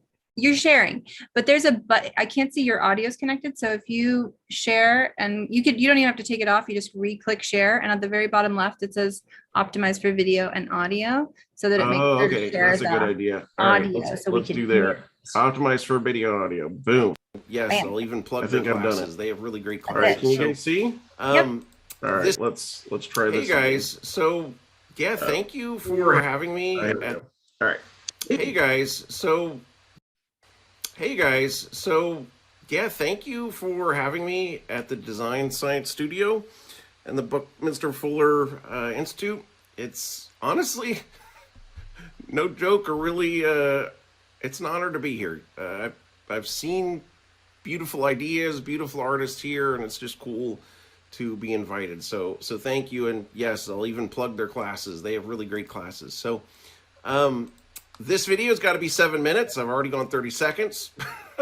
You can go see this video over at Super Reality, or the Super Reality YouTube channel. And in the video, it's going to link to this Figma file, so you can look at the artwork yourself and kind of peruse it as you want. And in the file, or in this file, you know, I've got a link to superreality.com. You can see the trailer. And I even have a link to our NFT white paper, which is ridiculous. It's an NFT meme white paper that, you know, we think we got a semi-solid plan for how to involve other artists and benefactors to help our project, but also help your own project. So check it out. Just go to YouTube and Google Future Meme Super Evolution on our Super Reality channel, and you should be able to find a video of this with links in the description. So I'm an artist. That's first and foremost. I'm an artist, but I'm also a developer. I co-created one of the first digital creator economies in 1999. And in 2018, I think I minted the first metaverse NFT with the word metaverse on it. That was pretty cool. So there's some art shops, and I'm going to talk today about kind of, I guess, a collection of a problem I've been solving, but over since 2015, honestly. And I think of my drawings as like almost like prototyping an idea, and once I've kind of gone through and proven to myself that that thing is a possibility, I can then go to the next level. It's like, cool, I've built that foundational layer, I can go to the next level. So yeah, this is called Super Evolution. I came up with that just a little bit ago. Okay, so in 2015, I really hadn't kind of settled on this idea of what super reality is. And at its core, it's kind of making everything in reality have intelligence. But, you know, I was still really going up the learning ladder in 2015. And I put these in a semi-order of how I came up with it. But you've got, like, I figured out AR was going to be a thing. VR education was going to be a thing. AR, computer games are going to be a thing. And then I started getting into like more odd territories, like, you know, cameras allowing you to go into the ground, but also like, what does love and people look like in VR? Like everything, race, but then what are these augmented reality glasses are going to do? You know, you can see what everything is, know their names, you can look at them microscopically, see math, you know, experience the past. Like, I was like, oh man. And then I started getting into other stuff. I was like, oh my God, I can visualize all these wind patterns, pollution patterns, you know, smells, radiation, radiosity, even water in the air. And then it just was like, oh my goodness, I can actually, like, with VR and AR, kind of see all the dimensions. And so this was this line of stuff where I really tried to visualize what the technological future of reality would be. And then, you know, I got into this whole simulation hypothesis thing. You know, Elon Musk had kind of come out of the closet at that point. It was like, simulation hypothesis. Like, I've been thinking that for years. Thanks, Elon, for, you know, making it okay to talk about that. Anyway, I stopped at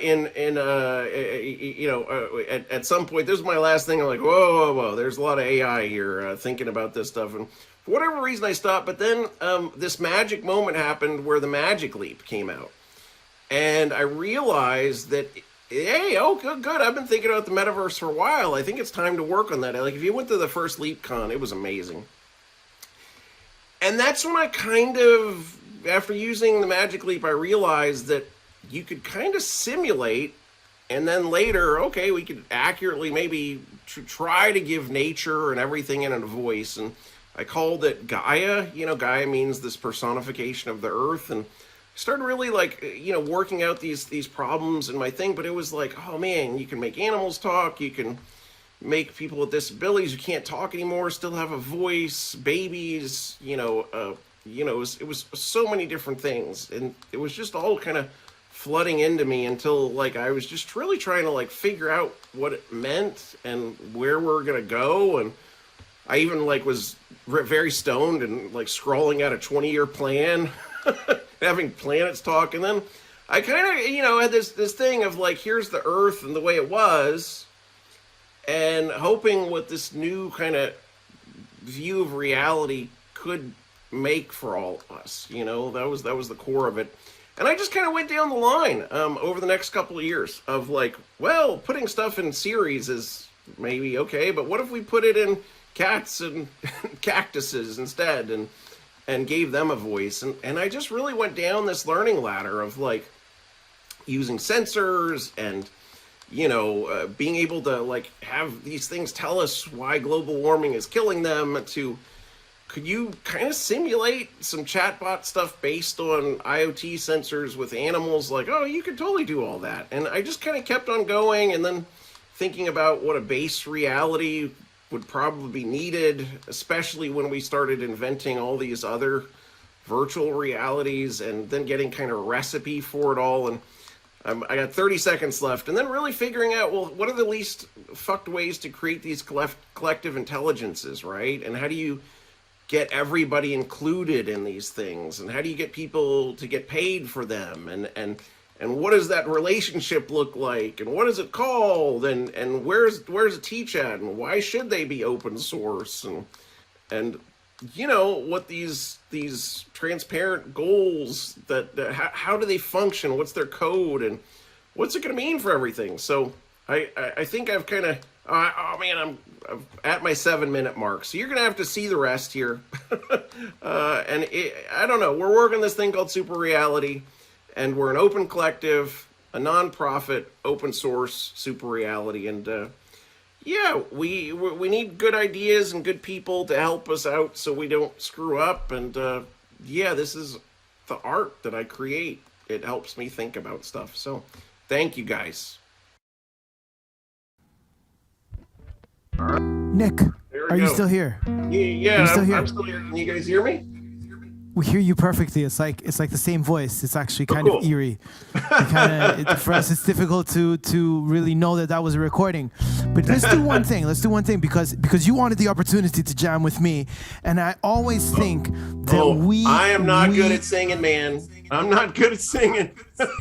You don't have to sing. Think David Byrne and Talking Heads, man. Once in a while, once in a lifetime, you know, you may not have that $1 billion contract with Facebook putting up the metaverse, but things are still pretty crazy. And I don't want that contract metaverse, man. I know you don't, and that's why I just want to ask you a question. And if we can jam to it rhythmically, that's good. But actually, I'm intrigued. I'd love to get an answer from you. Sure. You are a person who has hindsight on the zeitgeist moment that is now, that is human evolution into the digital realm. Tell me how it differs. Like back when you were smoking a joint 20 years ago going, oh, it will be like this, it will be like this, it'll be amazing. Now that you're here, how is it? Is it cracked up all that you thought it would be? Has it fulfilled your expectations? Is it completely divergent from what you were expecting? Or is it something wonderful? It's I live in a state of you know that the in the Hulk, he's like, I'm always angry, that's my secret, and then he kind of buffs out of that Hulk and hits the thing, that scene from Avengers. I think I always live in a state of artistic eustress. It's like, oh man, you know, you can kind of feel the flow of reality and kind of listening to it, and you know, just trying to vibe with it and be like, okay. And then also, I think a big thing is just really, I've been lecturing a lot on this, is using Mother Nature as your art director, or as the game designer. It's just like, you just want to trace what Mother Nature does really, really, really well, and do that. She's smarter than us, and it's like the stuff that you guys know, I think know that, but tech doesn't really know that well, and so there's definitely a disconnect. So it's about like just trying to holistically bring those worlds together, and just listening to it to see. I don't know. Does that make sense? But the moment's fun. I'll say that the moment's really fun. But man, we can't live in that moment. We got a lot of shit to do. Earth's on fire. So there you go. It sounds like the conundrum keeps on being human despite all the technological advancements. And I guess that's a conversation that people can look forward to having with you, right? Yeah, that sounds fun. Sounds fun. I'm looking forward to it as well. Fun. And now, obviously, Nick, thanks for being with us. And now I would like to invite Faith on stage. Faith, can we get you on the stage with us again? Woohoo! I don't know. I think something occurred last time I hosted this because y'all realized how easy it is when you actually love the people in the space. All you need to do is shower them with praise, tell them how lovely they are, how amazing they are, and it's contagious. And now look at everybody wants to host and co-host. I'm so proud of myself. Excellent. We love you too, Jurgis. It's such a treat to have you. You bring so much joy to the space. And music. We all need music. Next up, we have Della, who may be leaving us right now as we speak. Stay with us, please. Della is an incredible artist. She's actually shared her book with me. She's a beautiful visionary artist and storyteller. She's a member of the BFI community and a facilitator, mentor, speaker, designer, amongst many other things, I'm sure. She's really here to deepen her feet on the ground of Mother Nature and protect Earth, our planet. And she's builds on creative storytelling and collaboration. And she's got this really beautiful book. So ask her about it, please. It's really an incredible, heartwarming book. So please share more. Della, we love having you. Thanks so much, Faith. Hey, I feel really privileged to be here with all these beautiful people, and I feel Della, can you speak a little bit louder? I'll try to get closer. Can you hear me? Can you hear me now? Yeah, that's better. Oh, good. Okay, I'm presently in Mexico, so my connection is a little unstable. But I hope I'll be able to get through this. I'm going to be doing this today, this 7 minutes with Julian Ramirez, and we're going to be going through a Topia experience, and he's going to be co-hosting that. So I'll just warn you in advance. We're going to have him share screen halfway through. So, anyways, I wanted to talk about 2 projects. One is Earth Action. Earth Action, I helped create with Faye in the space camp, and it came together as a book that is about loving and protecting the Earth, and it's got activities, and it's got lots of things to do, including Buckminster Fuller activities, such as doing all sorts of games, the Dymaxion map being one, and his car and his all sorts of inspiration. But one of the activities in the Earth Action that I ended up doing with some of the people in this group is something I call the quilt for humanity, and this is a little drawing of the quilt for humanity. I was doing a workshop in Holland, and the woman there read me a poem called The Quilt of Humanity. And I thought, wow, we could make a quilt of humanity. So 30 different artists joined in creating this incredible image of what they wanted for 100% of humanity and all life.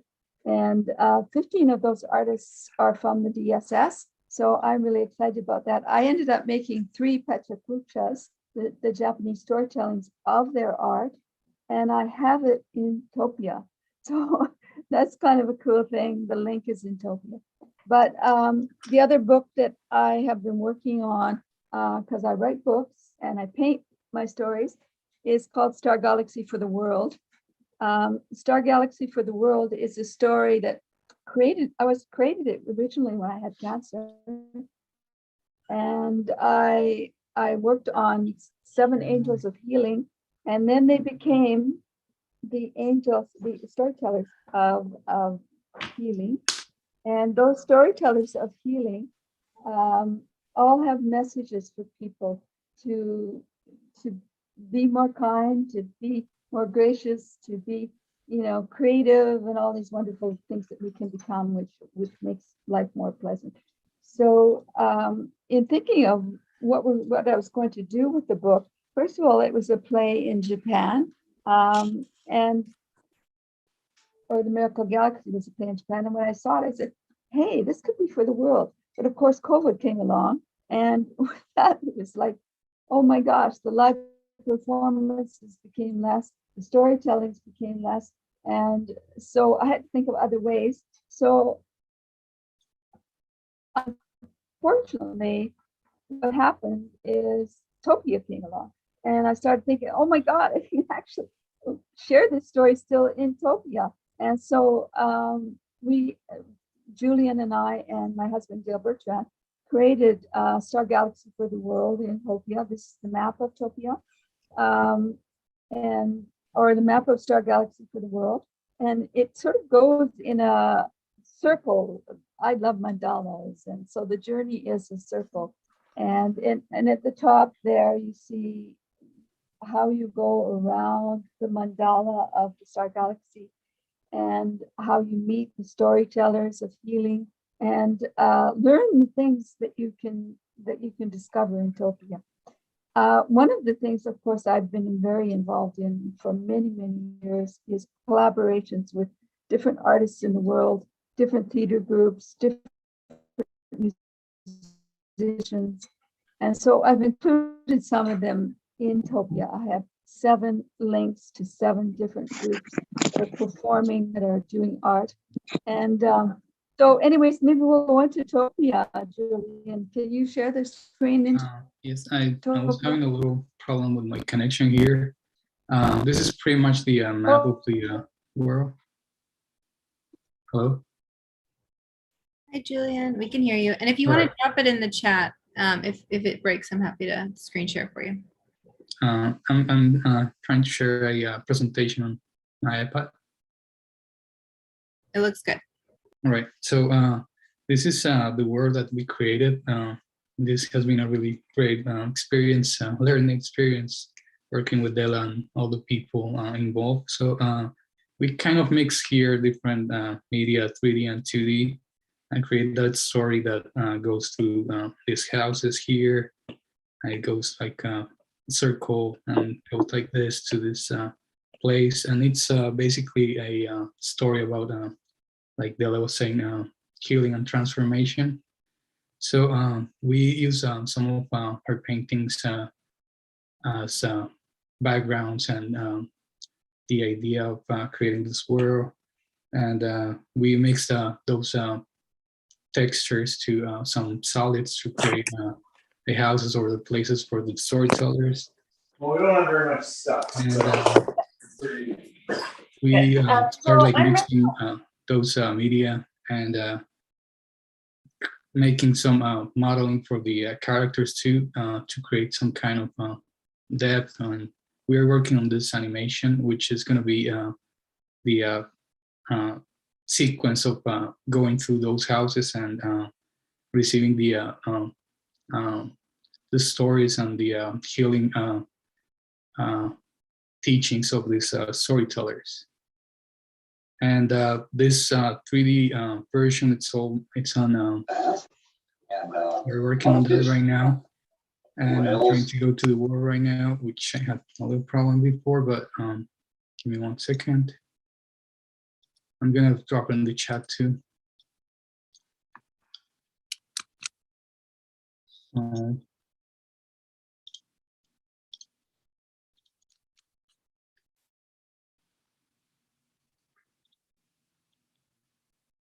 Okay. So this is a world.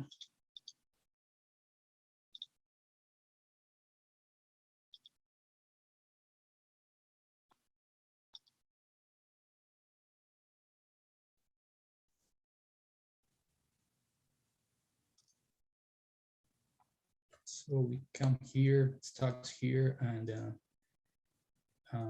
you can just walk around this place, and then you'll see all the links to different artists and different exhibitions. And there are links around this world with videos and other presentations that have been made around the world in different kinds of media. So the idea here was just to create a different kind of access to other forms of art and dance and everything, using what we're talking about, these new worlds and new ways to present different kinds of art. So it's just an invitation to work around and check, oh, there's someone here already. That's cool. So just work around. We'll be adding more links to videos and presentations and a animation, which is like the final step of this project here in the DSS. And I have been really happy working with so many people here in the DSS.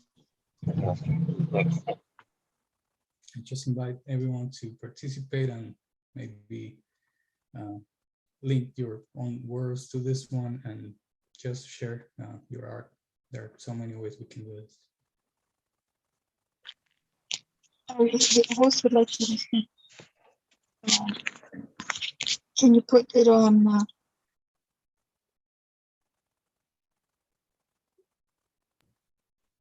Yeah. Beautiful, Julian. Wow, that's amazing. Increíble. Hermoso. Hermoso.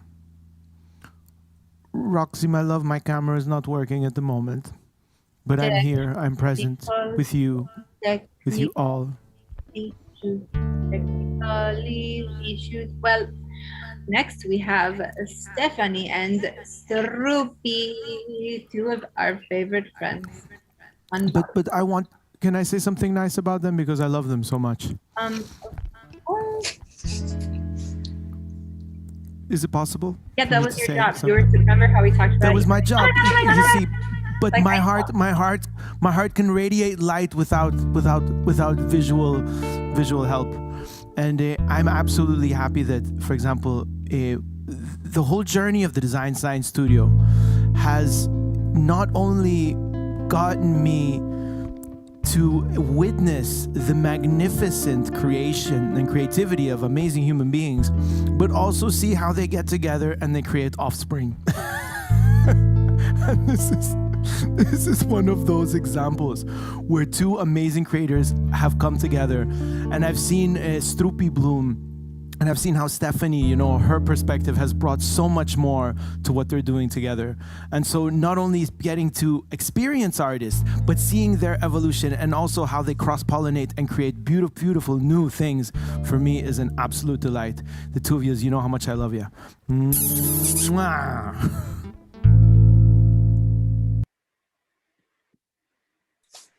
Thank you. Thank you all. Yep, thank you. Stephanie. Yep. So I would like you each to look around the space that you're in. Okay, just have a look around and notice all the boxes, including the one you may be in. And also consider how many boxes that we've been putting ourselves into. Okay, and now I want you to close your eyes for a moment. And I want you to be in that special immersed place in nature where you can feel the light and the warmth, and look around and see if you see boxes.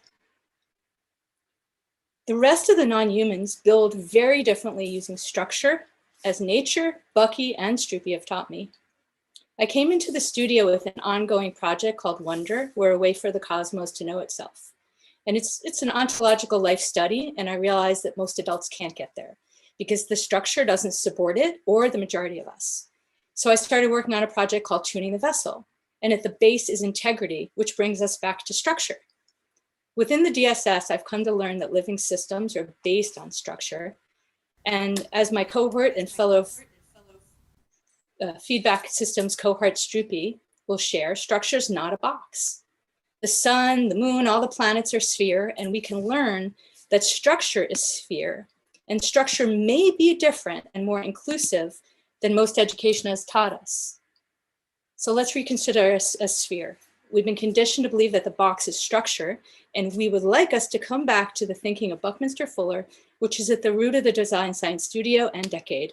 When we dissolve the box thinking and come into our spherical nature, we can bloom and evolve as a species.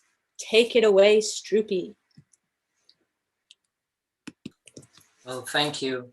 Thank you to all of us who are here with us.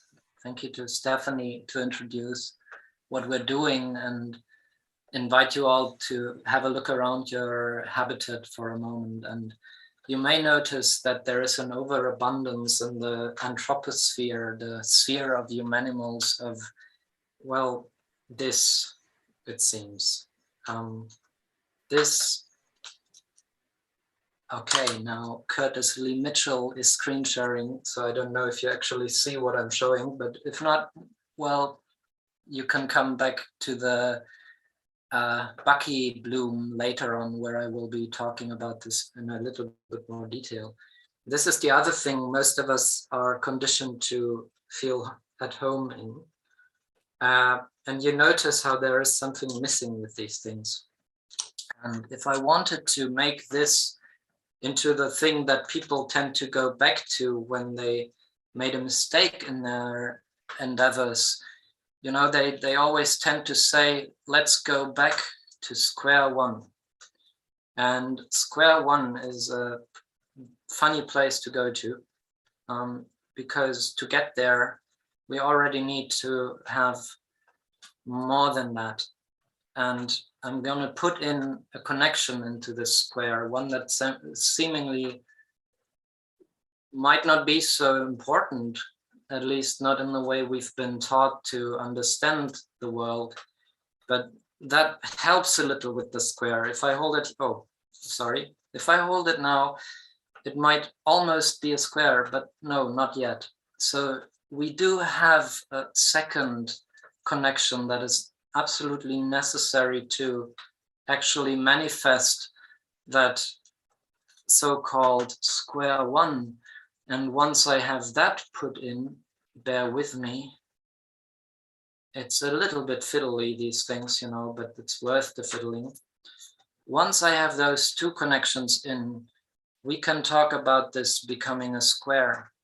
But one thing we cannot say, which is that this is flat. It's not, because actually this is just a very weird transformation of this thing.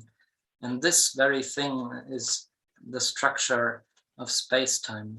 This is the sphere, the first sphere among spheres that gives rise to all other spheres of life. And if we want to maintain our beautiful planet Earth that we have been grown from, that we came out of, and if we want to get back into healthy relationships with the whole of life, including ourselves, our true self, our self within and without, because only both of these make us whole. If we want that, we need to get back to where structure is at home, where the spheres roam freely, and we all may get to an understanding of sphere and the universe that we live in, that we live as, which is very different from the ancient Greek of a solid universe and static space and linear time.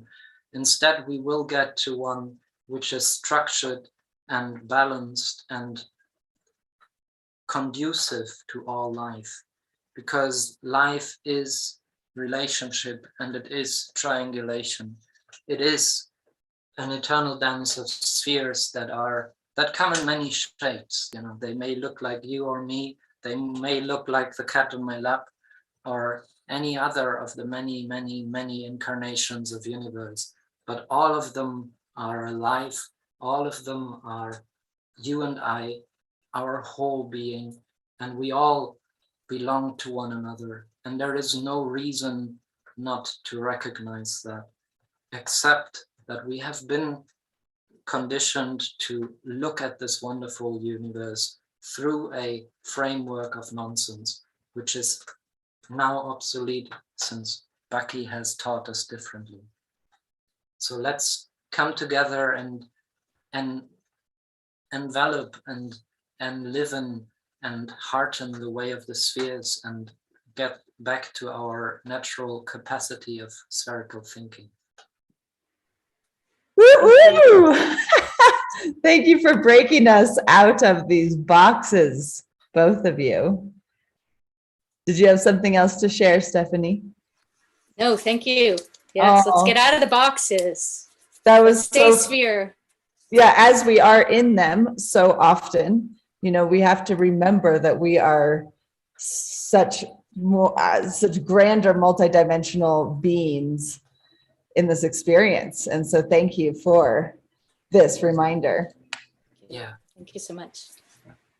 I love how you've helped us break out of that through the changing your in the screen, in the Zoom. Yeah, that is part of it, because this really comes down to all spheres of our life. Whatever we are doing, whether it's art or books or computers or anything, we have been thinking it in boxes, which is evident and evidently not working too well. And what we are suggesting is that the way the universe is doing it at large is not in boxes, but in hexes and triangles and spheres. And those are all the same. And it is a great opportunity for us to transform our ways of living.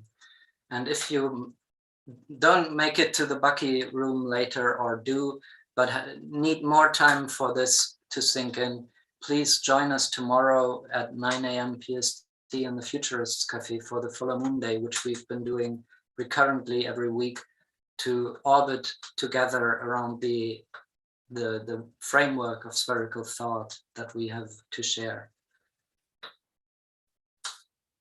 Amazing. Thank you so much. Thank you both. And thank you. Yes, such an honor to be with you in the first cohort. And I am looking forward to introducing Catherine Alvarez. And Catherine, hi, there you are. And hi, everyone. Hi, welcome. And Catherine is an explorer and a dreamer, and is a Colombian architect, now finishing her master's studies in landscape architecture in Germany. Special interests are in the link between art, landscape, and community, regenerative landscapes, and landscape perception. So we look forward to hearing what you have to share with us today. Yeah, thank you everyone for being here. And I would like to share screen. I don't know if I can do it now.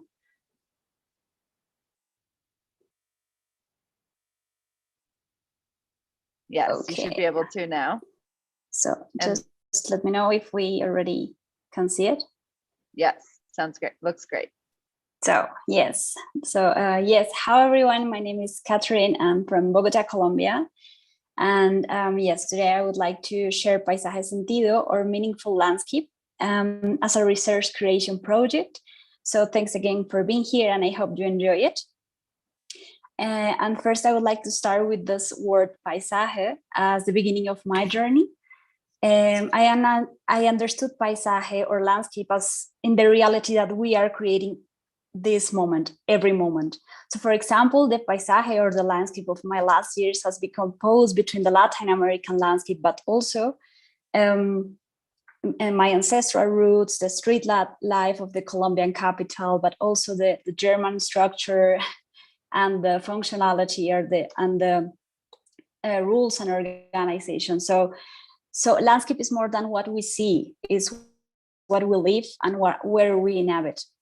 But normally, paisaje, or landscape, is understood as something seen outside from us, just as a contemplated view or as a panorama. But from that perspective, we have created our cities. And that weakens empathy and participation, and isolates us and distances us from our own senses. That's why The problem that I'm working on is the sensory hierarchy and city planning processes influences the disconnection between humans, their senses, and their environment, in which directly affects the quality of the landscape experience. So then I asked myself how to create an integral landscape experience to be applied in the design of more sensitive cities or more sensitive spaces that influence regenerative cities. Yes, and for that, I just want to present short this methodology, which was organized in 3 steps. First, the theorize, and then I experiment some, and then creation or create. And paisaje sentido was a result as a concept, as an attitude, but also an alternative methodology for an integral landscape experience. And yes, I would like to start with why paisaje sentido as a concept. And yes, first of all, paisaje sentido focuses on promoting dialogues between the experience of our inner landscape. I understood that like our emotions or our interactions, our reflections, our thoughts and feelings, but also the experience with our outer landscape through our spaces and elements and materials and textures that open us a window to explore our senses and create new experiences that allows us to be more playful and curious in our cities. Yes, so there are 3 elements of the landscape experience here. We have the physical and spatial, the sensory interaction, and the subjective and emotional element, and those create the landscape experience. But we have to balance this experience to be more regenerative. That's why I work with the multisensorial design and design with the whole senses, which I'm going to explain in the following slides. Yes. So I just have here the tool and how it would be evaluated, of course, just to make sense. The materiality is important, the spatial qualities, but also how important is the bodily experience and the active determination in where we are in every landscape or in every space. And with that tool, we can measure the intensity level of the experience.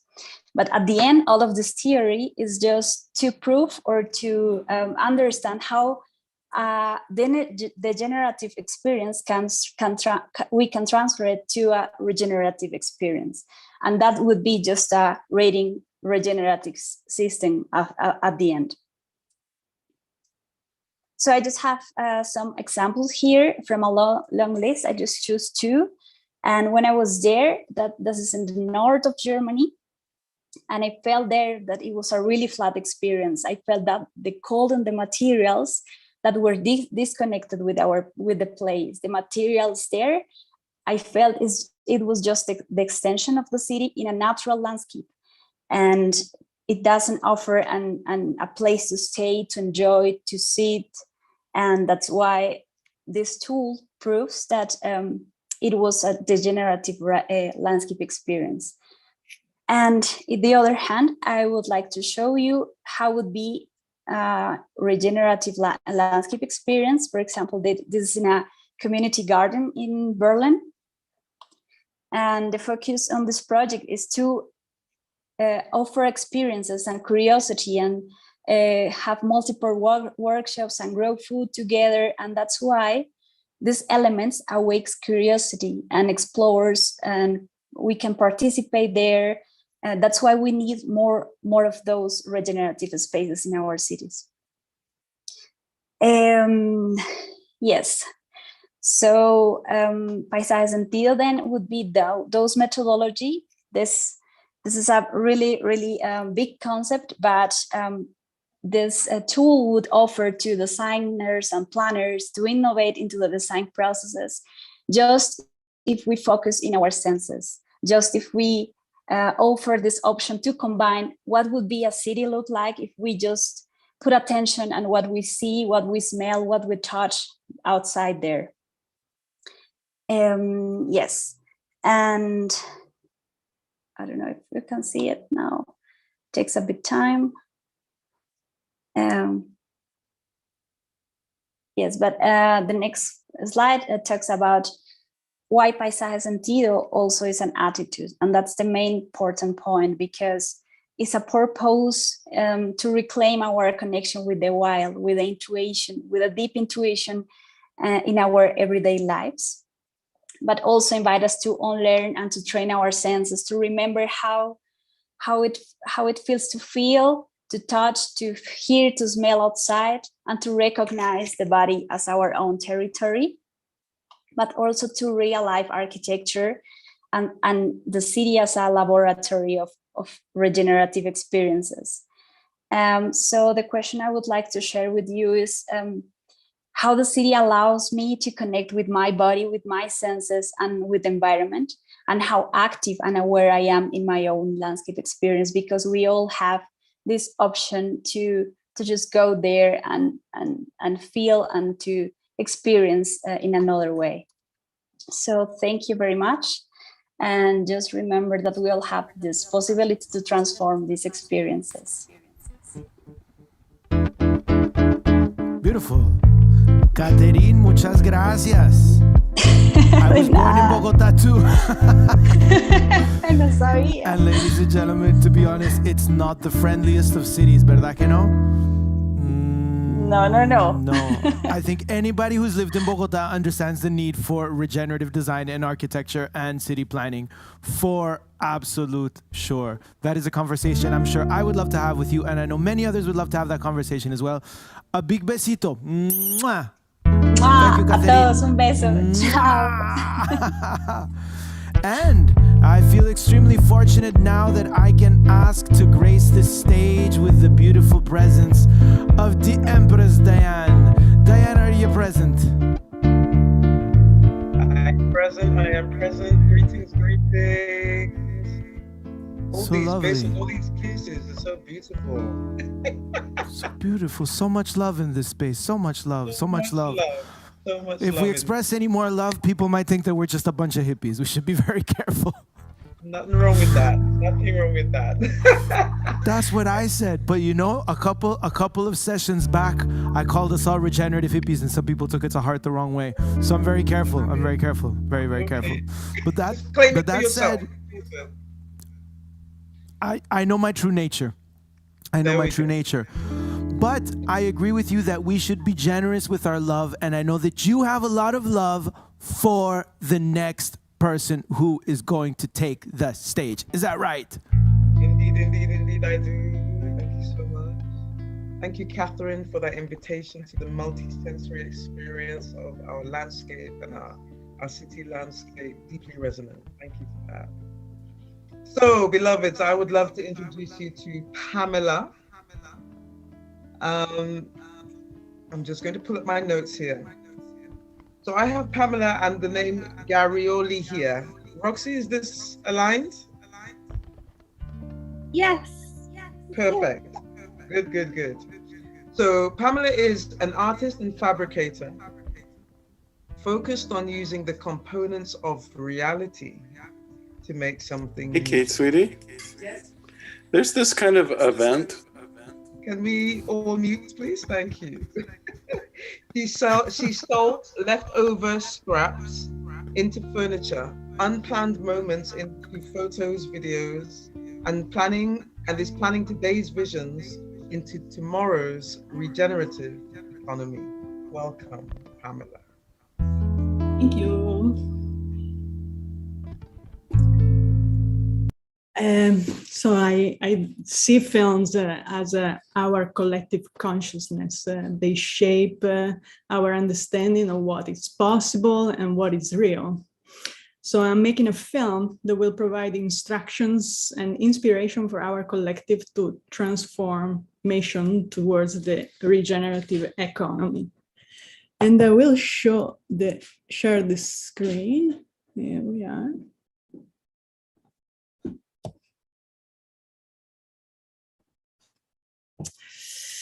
It's a film titled I Am Mother Earth, and it is divided in two parts. In the first part, we have an inspirational message that comes directly from Mother Earth. She's taking over the management of the planet and offering everyone the possibility of becoming a citizen of the new Earth system. She's showing how she can create a brand new infrastructure using a transparent regenerative token ecosystem. Her investment have a single goal: to balance the atmosphere while regenerating resources. She is claiming sovereignty over what hasn't been colonized, like the ocean, to start cleaning up waste and building alliances on land. She will start with the indigenous communities, as one of her plans is to expand the forests. Every product will have a scannable labels that shows a percentage of regenerative practices that went into the making of it, to give full freedom of choice. For this, she needs as much information as possible from us, so she will buy our personal data to also give each one of us some initial wealth to participate in the new system. She's going to need a lot of help. She needs farmers to regenerate the soil, fishermen to steward the oceans, scientists to analyze, engineers to innovate, artists to document and inspire, healers who focus on wellness, and educators to expand consciousness. She is hiring and she's giving a lot in exchange, including truly participatory decision-making. This is the new world, and everyone is invited. Okay, now for the second part of the film, it's just a bridge to gap between that vision and our current reality. The film has two main characters who are discussing the message, and their dialogue is sparked by an NFT artwork in a VR gallery where Mother Earth message is exhibited. One of the characters is a hotshot CEO of a making investment company, a woman who foresees this regenerative future and wants to steer her portfolio in that direction. And the other one is a working class immigrant who just opened her cooperative for women carpenters. As the conversation unfolds and heats up, the film shows the viewer how we can come together from diverse perspectives to build a cohesive, united future. After this exchange, the two characters go on to integrate Mother Earth's lessons and their lives, joining the New Earth platform, owning their own data and sharing it with the system, and building the future one step at a time. So here is my call for artists that would like to participate. So I'm looking for creative partners, donors, to put this vision in reality. And so, like I'm planning to spend the weekend of the Revolutionary Challenge designing Mother Earth character in 3D for New York City. So I'm gonna probably need illustrators, animators, and then for the 2 weeks challenge, I'm looking for a 3D architect to build the VR world where the characters in the film meet. I would love to link all of your projects throughout the narrative of Mother Earth message, which will be playing at the entrance of the gallery in the film. Inside, there are portals to different thematics like jobs in a new world, public library, farming, rewilding, wellness, education, and any other project that can be illustrated in these immersive rooms. There are endless possibilities and connections, and I invite everyone who feels the project fits in the story to get in touch. I know someone is doing labeling, some is doing mapping, work on crypto, information data, and maybe you have some visual work that you want to sneak in. So please reach out if you are inspired in any way and to participate. I will just even a link to your project. And And in the meantime, I will want to organize a meeting slot in the Futurist Cafe to co-work on the message, script and visual. And if you want actively to be part of it, we can decide the schedule together.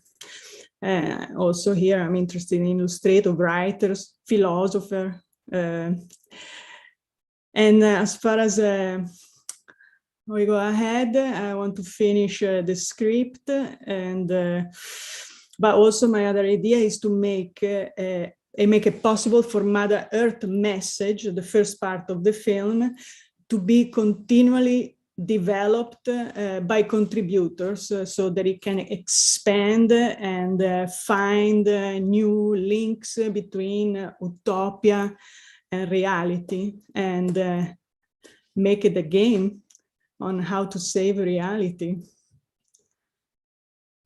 And thank you very much. Pamela, it sounds like a very ambitious NFT. Yeah. It would be nice to have it broken down in several NFTs, you know, like all around the gallery. You know, it will develop in some way, many directions. Of course it will. Can I ask you a favor? Can you take off the screen share? One second. Because I need to check your visionary pedigree. Here, take off the screen share. I need you to get close to the screen. I need you to get a little bit closer, Pamela. I need you to open your eyes wide. Open them wide, wider. Come closer. Look into the camera. Look into the camera. Yeah, clearly you have vision, woman. Of course you do. Of course, look at that. And I know Amanda Sage is here, which is also one of the most visionary human beings. Right? Right? Does she have that twinkle in her eye? She's got the twinkle. What would you say? I would say that presentation was just really entertaining and really, you know, open up my eyes even further. And I would say, you know, you might find some interesting artists on the vision train that might want to collaborate with your project. So I'd reach out, you know, because I mean, this is part of the idea, you know, we're going to link our train cars together. And I think everything about what you are dreaming up here is what we've got going on too. So it's just so nice to find each other. Good. To find each other and to feel at home with one another. I am always mesmerized. So happy to be on the same screen with you, Amanda, as well. Pamela, thank you very much. Mwah. We're going to now give a little bit of space, right, to another one of our super most favorite human beings on the planet. Is that right? Is that right? Is that what's going to happen right now? Oh, yes. Everybody get ready. We have a very special guest on the train today in the Design Science Studio. And we had so much fun last year making art and going through the portals of reality and multiverses. Mel, I mean, I'm excited to see what you're going to share with us today. It's been a while since I've seen you. And I feel like it's all home week. It's great. Everybody seeing all these familiar faces and all these great new faces. Oh, I just feel like overwhelmed. Yeah. Amanda, would it not be in order to ask what Mel is with us today? Because there are several iterations of Mel, and you know, sometimes it's not a clear tell. So maybe we should ask which version of Mel is going to cast the spell today for us. Oh well. Okay. Well, as most of my friends from DSS know, that I part of my project last year was to create this kind of cruise ship where populated by a rather eccentric captain and a lot of different passengers and crew members on the thing. So today we have Grant Wood, not W-O-O-D, W-O-U-L-D. He's an artist from Cedar Rapids, Iowa, who happened to get on the ship because, I don't know, he was just going to take a cruise, and then because of COVID and other things, the ship, he was on the Love Boat, but he thought he was getting on the Love Boat, and instead he got on cruise ship Earth, which was the DSS Fuller, a cruise ship that was dedicated to sailing around the globe and finding problems that needed to be dealt with and ways to make life better for 100% of humanity on the planet.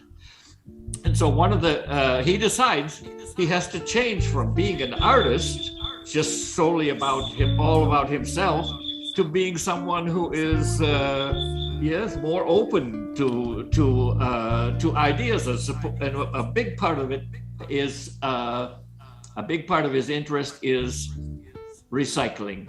Yes, Jurgis, it's so great to see you, because all the time I'm here, I was here, you were always showing us the process. You weren't playing songs for us. You were showing us how to write the song. You were making the song happen in front of us, and I learned a great deal from that. And so Grant Wood, who we'll go to see him, and he's in the other side of the studio. So let's just go say hello to him. He's in the other part of the room. Oops, he needs his mouse. Okay. Okay, here he is. Now let's look at speaker view so I can see myself gloriously. Okay, so here I am in my virtual studio, a portal to the world, and I'm Grant Wood on this side of the camera, and they gave me, a cruise ship has it's supposed to be full of things to do. And one of the things they do is they have a whole library of jigsaw puzzles for people to work while they're riding on the cruise ship, of course. But they were all broken. I have hundreds of jigsaw puzzles studies up there in the storeroom that they gave me for a stateroom. And so I had to make something of them, but many were old and broken and missing pieces. But I remembered something, and I'm going to show you, because I'm going to, let's see, share screen. Okay, here we go. No, wait. Okay, I'm sorry. This technology for an old artist like myself is not the easiest thing to manipulate. So let's see. Here we go. Google Photos and puzzle pictures, and there we go. Okay. Now I go back to Mel, and it shares the screen. Okay, this screen. Here we go. All right.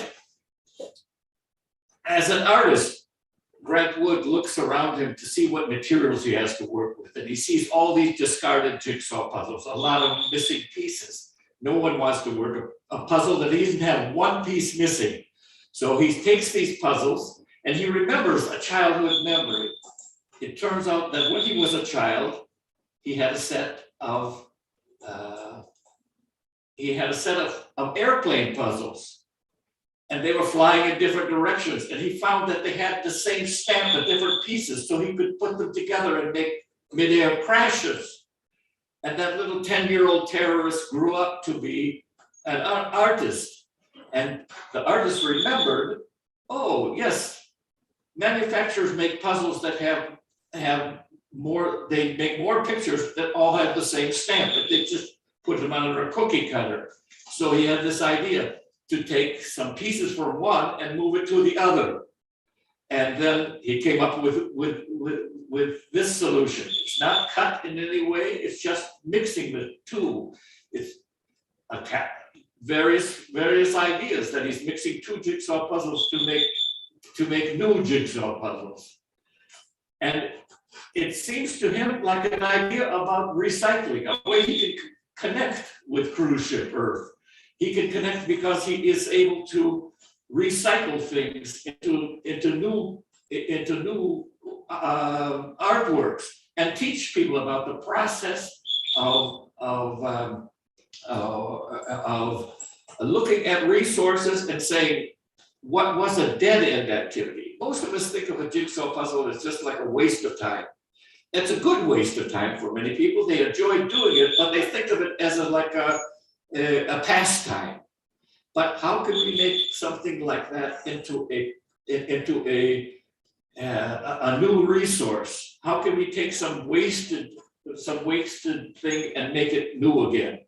Like mixing the pieces, like I did with these 3 puzzles of paint by numbers. They are one of a forest and one of a desert, and he makes a kind of story from them, like the forest, and then the civilizations enters the forest, and it starts to disappear, and strange desert-like happens, and then the cactuses grow, and then finally we have a depletion of resources. So telling a whole story like a storyboard from jigsaw puzzles.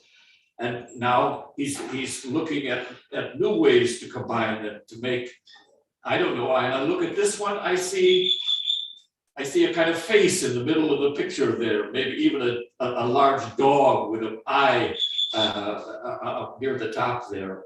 Or even this one, which is 5 feet by several feet.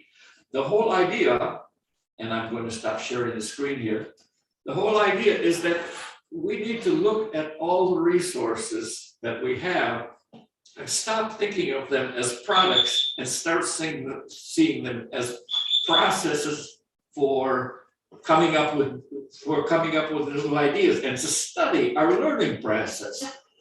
Look at things from a different direction, turn things upside down if we have to. We can even be upside down ourselves. We can work with ideas for green screens and other kinds of reality. We can play with the combination between the real and the virtual until we get some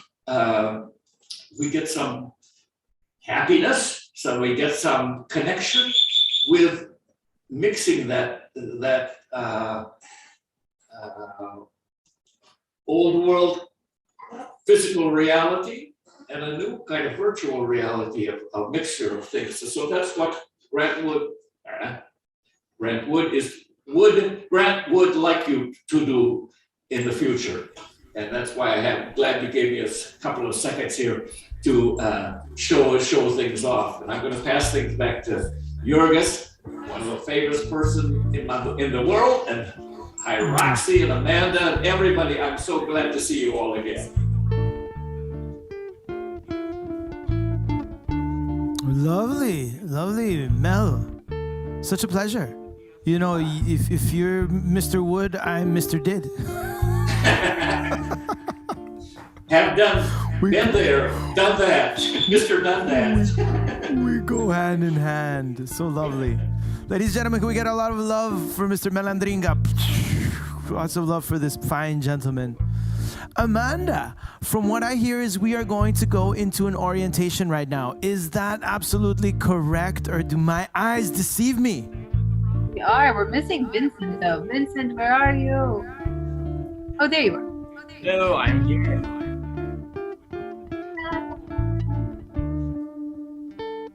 Hello, everyone.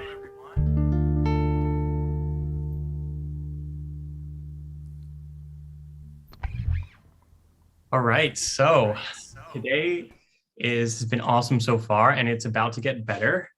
Jurgis, you want to jump in first?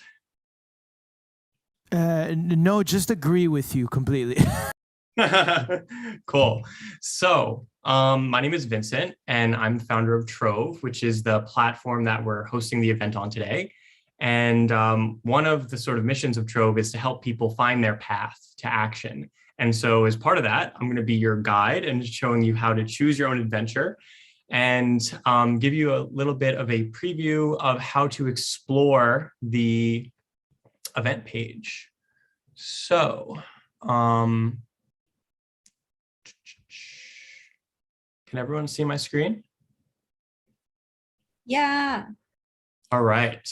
So I will post the link to this, or if anyone else can, it would be great, to the event page in the chat. So when you start scrolling down, there's going to be a little header bar at the top.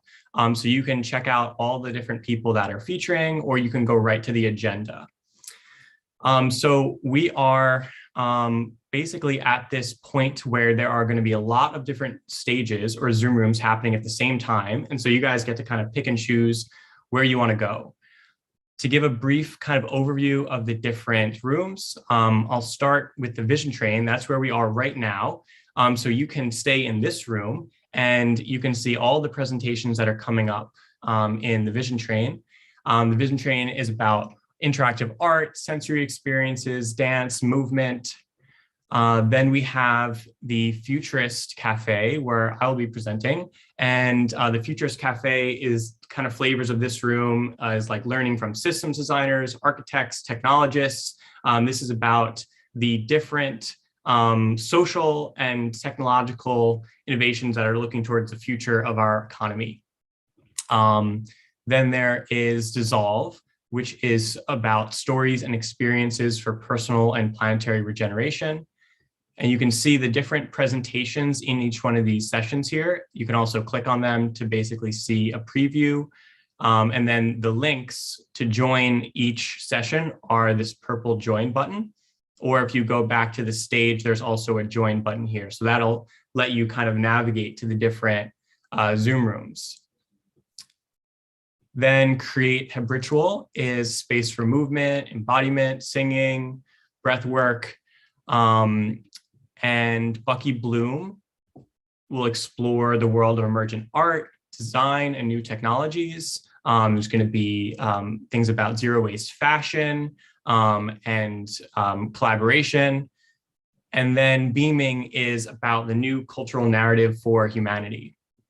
So these are the different main kind of paths that you can take. And you can also see all the different sub-events. If you check this show stages on the calendar view, it'll show the stages, but this is going to show all the individual events.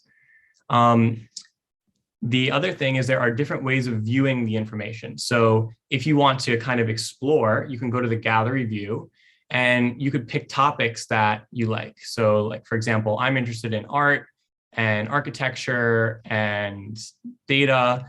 And so this will show the presentations that are in those categories.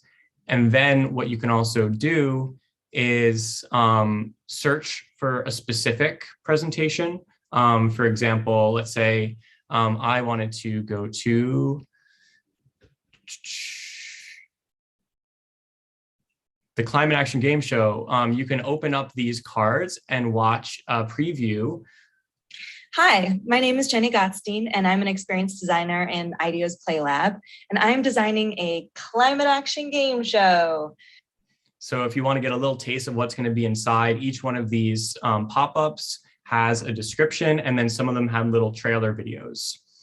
You can also filter by the session category. So if you know that you wanted to check out things that were in Beaming and the Futurist Cafe, and Regeneration, then you can filter by the session as well.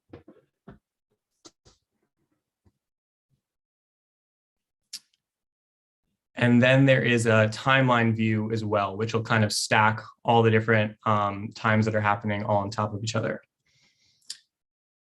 Additionally, if you guys want, you can see all the people who are featuring, and these also will show links to those people's presentations. So I am going to stop screen sharing now and I'm going to put the link in the chat, and prompt everyone to open this link up and start exploring. Roxy, do you want to just chime in to what time we will be coming back to the main room, which is the vision train? Yeah, so for those of you who decide that you want to explore other rooms, then you should make your way back here by 2:30, I believe. Let me double check. 2, because we're a little late. Looking like that is about right, like 2:40, something like this. So wiggle your way back here, or if you're wanting to stick around and you feel good in here, Max is going to do some dance magic. The Empress is going to lead the Ubuntu Sphere Artless experience. We're going to see some amazing art. Raphael is going to lead future food. I mean, there's so much good stuff happening everywhere. So this is a really fun time. So before we jump into the next thing, Jurgi is going to play a little ditty while everyone chooses their own adventure. And I really encourage you, because there's a lot of great, brilliant, magnificent humans out there waiting to be adventured. A ditty. A ditty. While they decide, while they take their decisions and they wonder. Maybe a celebration it ditty. Feels like one of those parties. You want a celebration and a ditty? And a ditty, because all of that exists because of Vincent. Let's just give a round of applause. Vincent, who just literally hand designed that entire platform. Yay! Vincent, you are a ninja. Woo!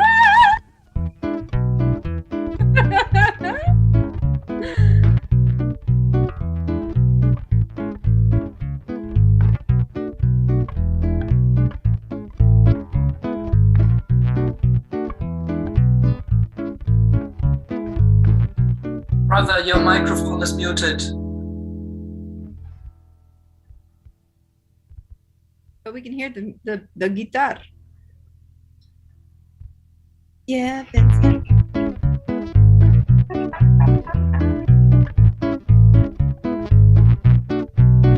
Still only the guitar, my friend.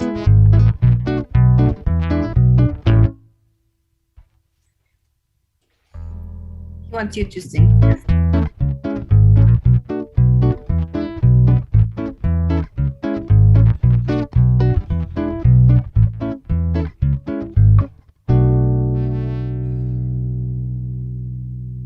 To say was that my microphone went off for a second.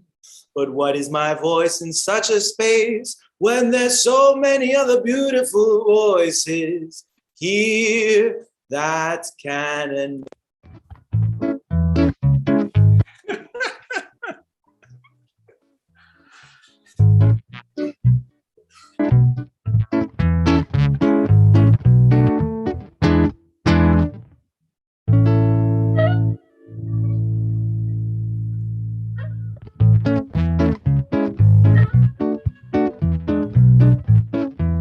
Have you opened the link?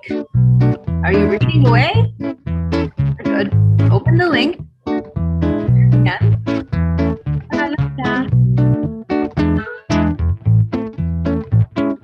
Sure, of course.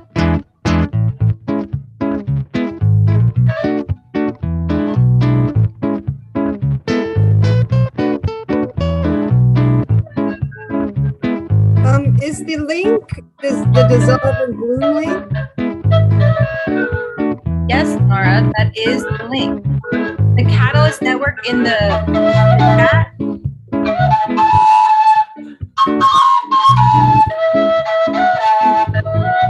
Yes, that is the full schedule.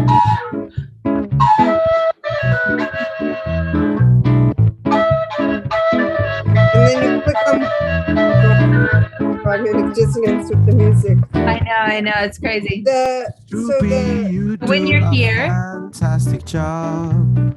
I'm amazed at how you can improvise with your ancient indigenous instruments in this most square and very boring world. Tuned to 440 most likely when you're still tuned to ethnic and old school.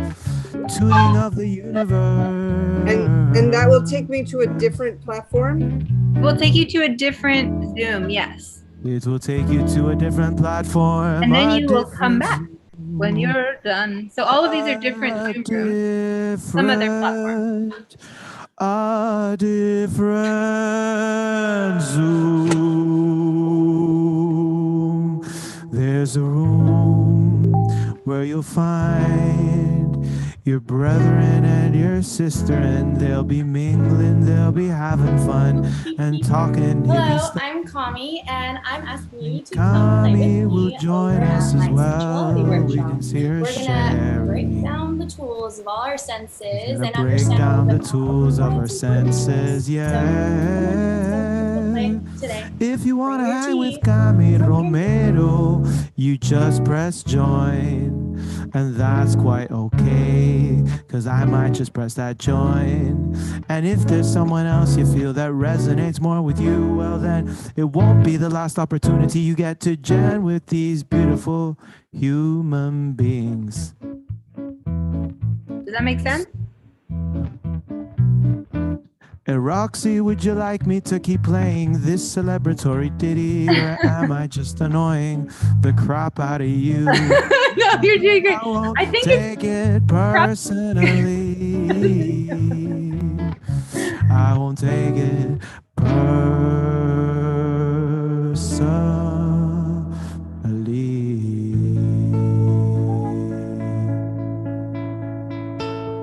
Yay. Well, one thing to say is that we are a little behind schedule. So if there's something you're like, oh no, it just ended, it probably just started. Good luck, or good luck, good news. We are a little late. That's okay. We're doing great. Everyone's doing freaking awesome. We should probably get started, but we are streaming. So what we're gonna do is, if you're out there in the world of the universe, we invite you to come in here, because we cannot stream 7 rooms at a time. So you should support the artists, support the magic, collaborate, co-create, do the good thing. And if you're feeling like you need a break in the multiverse, then go outside and touch the earth, and we'll start the stream again in about 2 hours. So, all right. So you don't have to do anything, Amanda Sage. I'll turn the little lever off over here. And Jurgis, will you introduce our dance magic friends?